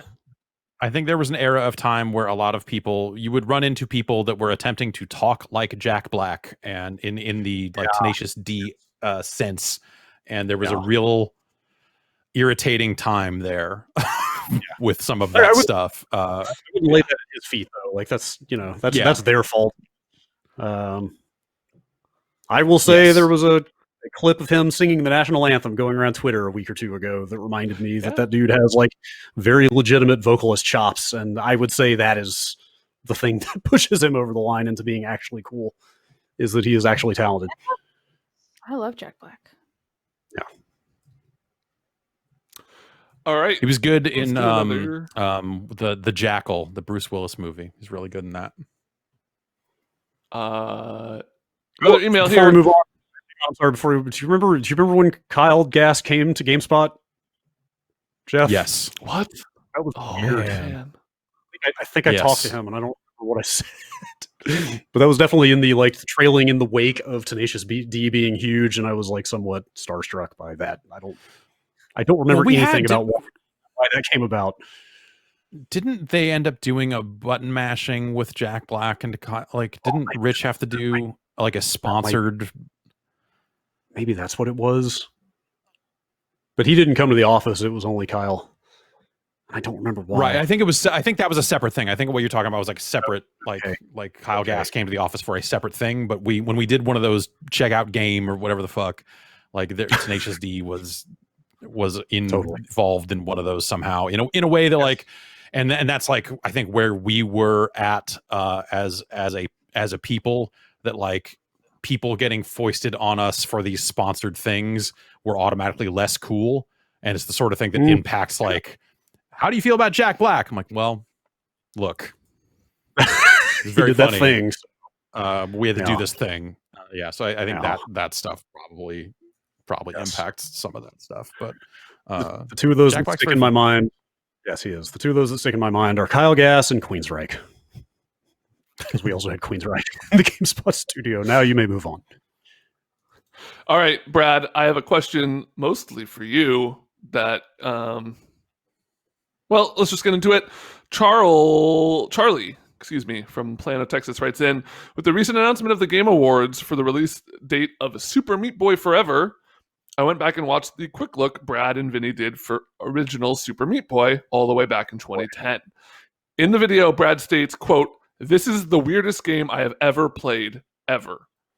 Looking back on 2020, Super Meat Boy seems kind of tame, but this made me question what defines the term weird for a video game. Is it cultural differences, randomness, or perhaps an ever-evolving goalpost of breaking expectations? What would be your choice for, quote, weirdest game I've ever played ever a decade later, or does Meat Boy still hold that spot? It's definitely not that weird in retrospect. I bet when I said that I was right in the middle of like, you know how you would like stumble into the alternate worlds in that game and shit like that? Yeah. Like there was just a bunch of weird secrets that didn't really make any sense. And you just end up places and you're like, how the fuck did that happen? Where did that portal come from? Yeah, I bet that's the type of stuff I was talking about, which like even that doesn't seem like that weird looking back, but it was a very different time. I think games have only gotten weirder, and my gut reaction was first I was going to say Death Stranding is the weirdest game, but it's still a third-person game with standard camera controls and all that other stuff, and it's like definitely one of the weirdest major Boy releases. Is everything the weirdest game ever made? Maybe. Is Wadham the weirdest game ever made? Like maybe. Chameleon Twist is pretty weird. Bottom is pretty weird. Bottom is up What there about for frog sure. fraction? Frog fractions is Glare No. Rogue's Yeah. that's pretty weird. It's the weirdest game, though. I think mean, it 'cause, might like, be it's- everything. I think if you go look at everything and what everything is, it's fucking weird. And that's kind of all it is. It's not like the deepest, craziest experience in the world. It's like, here's this fucking weird thing they made. It's weird. I honestly didn't even know everything was out and playable. I thought that was one of those games that like, oh, it's coming out in 14 years. Playable is optional in that game. It'll play itself very happily for you if you want. And I think won't it ring up all the achievements too, like randomly? Like it will do its, like you literally can just start that game and say, like, hey, play yourself, and it will just play itself and like get you the achievements and stuff. It's a weird game. I think that's right. Yeah. It is a weird game. It's good too. I liked everything. I should play it. All right. How about a question about looting in video games from Jake? I'm looking at the last year of games and I'm starting to ask myself, are we still excited about loot-based games? In many cases, loot systems feel tacked on, and the games that have a tighter gear unlocking system, like Hades, Doom Eternal, or Last of Us 2, make getting new gear actually feel meaningful. I cannot think of the last time where a loot system outside of an MMO worked well in the last decade. Are you ready to say to developers that no one is having fun constantly comparing armor ratings or pairs of pants after every other encounter, and that they should put those resources elsewhere? Or has there been a loot system in recent memory that makes you think there is a promise for these kind of systems in the future? Thanks, Jake. I thought the loot in Cyberpunk was largely shitty, but at the same time, every time I saw something on the map that was like a higher tier of rarity, I was like, ooh, and ran over and got it immediately, and then equipped the thing with the higher number. Loot makes your brain feel good. Yeah, that's It doesn't right. necessarily Those make colors. the game better, but it gets the good juices in your brain flowing. Right, it's good not a juice. coincidence that those colors are the colors of fruit. You know, orange, like fruit. blue, purple. Anybody? grapes. Yeah, I love Grapes, purple. yes. Good. There's no red Yeah, I in don't know. there I think for you, Jan. Yeah, I think a good loot system is good, right? I mean, yes, like a game with loot drops can do it well if they can find ways to make it meaningful, whether that's spacing it out or making it feel like different loot is changing things about the game and the way you play it. Yeah. But That's what I if would it say, is like. if it is just the numbers go up, so many games have numbers and so many numbers go up these days, and occasionally they go down, but rarely. That you can find that anywhere. The numbers will go up all over the place. It's just so just a loot system I don't think is enough anymore.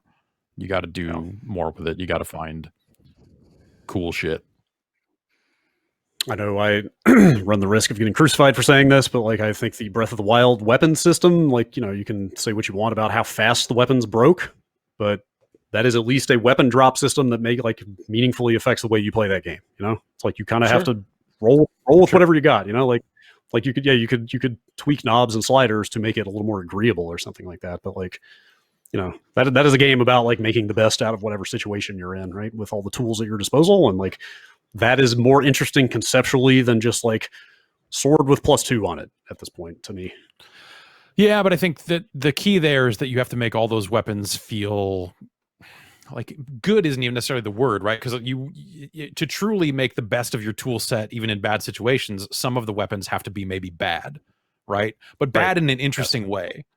Like they have to either make it good or interesting or both for a system like that to work. I think that's where that game did fall apart for me, is like it wasn't always like that stuff wasn't always like interesting or fun. It was like, now I'm saddled with these bad weapons and I just don't like playing the game right now. And that was to make all those different situations you could be in interesting. But like conceptually, at least, like that is a better approach to me than just like number driven Skinner box type stuff. I think you're probably right. I wouldn't have. I don't know that I would have agreed with that 6 months ago or something like that. But I think we're at a point now. Coming on the other side of like like the wave, right? I mean, Borderlands 1. That era. I feel like that was the era when loot drizzled out into every fucking game imaginable, and live service games only enhanced that rollout. And yeah, maybe we're on the other side of that now. That like I just don't. It needs to be more. It can't just be like, here's a rarity color and like, oh, what are the perks on this? Like when you talk about Destiny rolls and the rolls on guns and stuff like that, I don't care about it. And I don't know that I ever will care about it because seems like it's more end gamey type stuff. Because it's just at some point the numbers go up and I'm never going to get to that end game where those words actually matter on the guns. So yeah, I don't know. It's a weird balance. I think it's going to be different per game and all that stuff too. But maybe I'm on the other end of the loot thing now. Yeah, maybe I can see it. Yeah, I think so.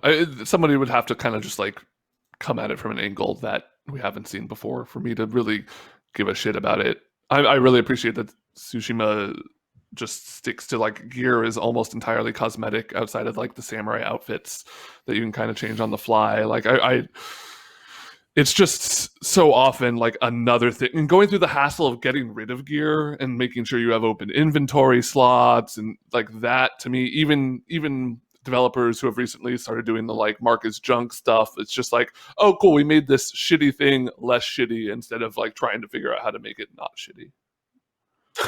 Yeah, it's like such a novel idea. Like, what if your game didn't have anything shitty in it? Hey, like making games is hard. Like you're gonna get a little. Oh sure, but if you're charging me $60 for them, I want to like it. Fair enough. Games should be good. You're right. Yeah, I don't think that's a hot take. Yeah, you're right. They should. On this podcast. You want to do like one more email? Sure thing. Let me pull it back up to the other inbox where I have this email already selected. All right. Forrest from Kalamazoo. Hello, Bombers. I've been playing SpongeBob SquarePants Battle for Bikini Bottom remake on my PC because it was a much-loved game from my childhood. While I was playing it, I realized what I wanted was the ability to switch between the new modern graphics and the older graphics. They did this with the Master Chief Collection, but pretty much no other remake I can think of does the same thing. Do you guys enjoy this feature? And why do you think more developers don't take advantage of this? Thanks for all you do. It seems like a lot of work for something that you just like slam the change button on a few times. You go, look at that, I can pop back and forth. That's nuts. Anyway, yep. And then never think about it ever again. Yes, it's novel. It's novel for about 15 minutes, and then I just play it the new way, and that's it. And I bet it's I bet it's a ton of work to do that because you're basically running the original game under it and swapping assets. Or conversely, you're having to rebuild the old game in the new engine. One way or another, you're having to like run two different types of games in the same setting. That is the Command and Conquer, that Command and Conquer collection lets you swap in old stuff, and that was actually one case where I liked the old stuff better than the new assets they made. But yeah, I think you nailed it. Like most people will like flip it a couple times at the start, and maybe like one more time on a level they specifically remember, just to be like, oh yeah, I remember this, and then like never again. Yep. All right. It's a cool touch though. I mean, it's really neat, but yeah. Yeah. I keep forgetting that I need to end this segment, even though you're reading the emails. This is a weird 1-2 thing here. I'm not going to call an end to the B-mails. Thank you, Ben. No.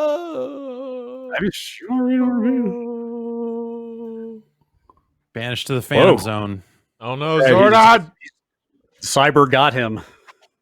He's Anyone gone. else need emails? That's anyone. Abby, you're permanently part of the Bombcast now. Ben has disappeared into the ether. Cool. Rangers. I'm back, baby. Thank you for volunteering your service.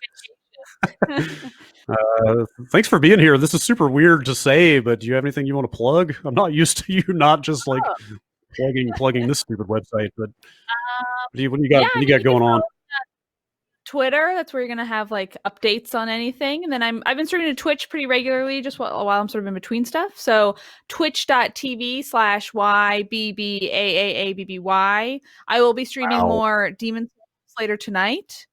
Yes, I know my username is bad and stupid, Never but at this heard that. point, there's too much brand recognition with it.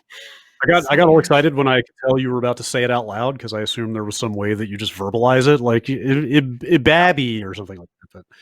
No, not at all. I originally did it as a thing that was like, it's a thing you read. It's not a thing you say. And then everybody is like, how do you say it? It's always the first person. How do you say it? This is a said thing. How do you speak this? And I'm like, you don't. It's the most accursed username on the internet. The brand is strong. Yes. Thank you. Honestly, I want to change it to old trucks. I want to change it to old trucks across the board because I can get old trucks on Twitch, but I can't get it on Twitter or anywhere else. So if I could get it everywhere else, I would do it. But at this point, the ship has kind of sailed. So we're just sticking with it. I am old trucks on chess.com though. Good stuff. Yeah. It's good stuff. Cool. Well, thank you so much for being here. I did want to do it. You know, stay in touch, everyone. Please stay my friend. I like seeing all of you. I did want to put out the. I said that and it was just silence and everyone going. But anyway, I think some of that is latency. I'm going to say it's just latency. I'm going to say it's more latency than standoffishness. I think we're having some video call issues this week, but it's all good. We'll figure it out. I want to put out the call before we go here. 2 days hence from this podcast, we are going to be recording a kind of Bombcast like year-end wrap-up sort of episode, which will actually air, I think, the last calendar week of the year. But because of our insane schedules, we have to record it this week. So yeah, Thursday morning, I believe, is the plan. Send in emails, send in voicemails. Are we doing voicemails? If we decided, do it anyway. Yeah, bring the dump truck. I like Jan's attitude. Just say exit flu. Say it first, and then figure it out later. Just commit to it. Then you have to figure it out. Say it. What's the number one more time? That's a 707 exit flu, which I feel like I should know what the numbers are for that, but I don't. Yes, I used to dial that on your phone. Yeah. Still kind of trying to figure out what we will be talking about. It'll probably be some year in review and some looking at next year type stuff. But if you got any questions you want us to talk about whatever, send in some emails. What's your most anticipated game? Taking all my material. Leave us emails. Bombcast@giantbomb.com is the email address. One of my most anticipated things is the new Vinny Vania shirt now at store.giantbomb.com. Oh. Yes, we will be spending 2 hours Thursday morning talking about the new Vinny Vania shirt. Store.giantbomb.com. So get your questions in. We will be recording that very soon. Whoa! Voicemail dump trick. Oh, is it going? Is it working? Voicemail dump trick. Voicemail dump trick. All right, this is our podcast. Thank you, everybody, for listening, watching. Thank you again, Abby, for being here. We'll see you next week, everybody. Bye.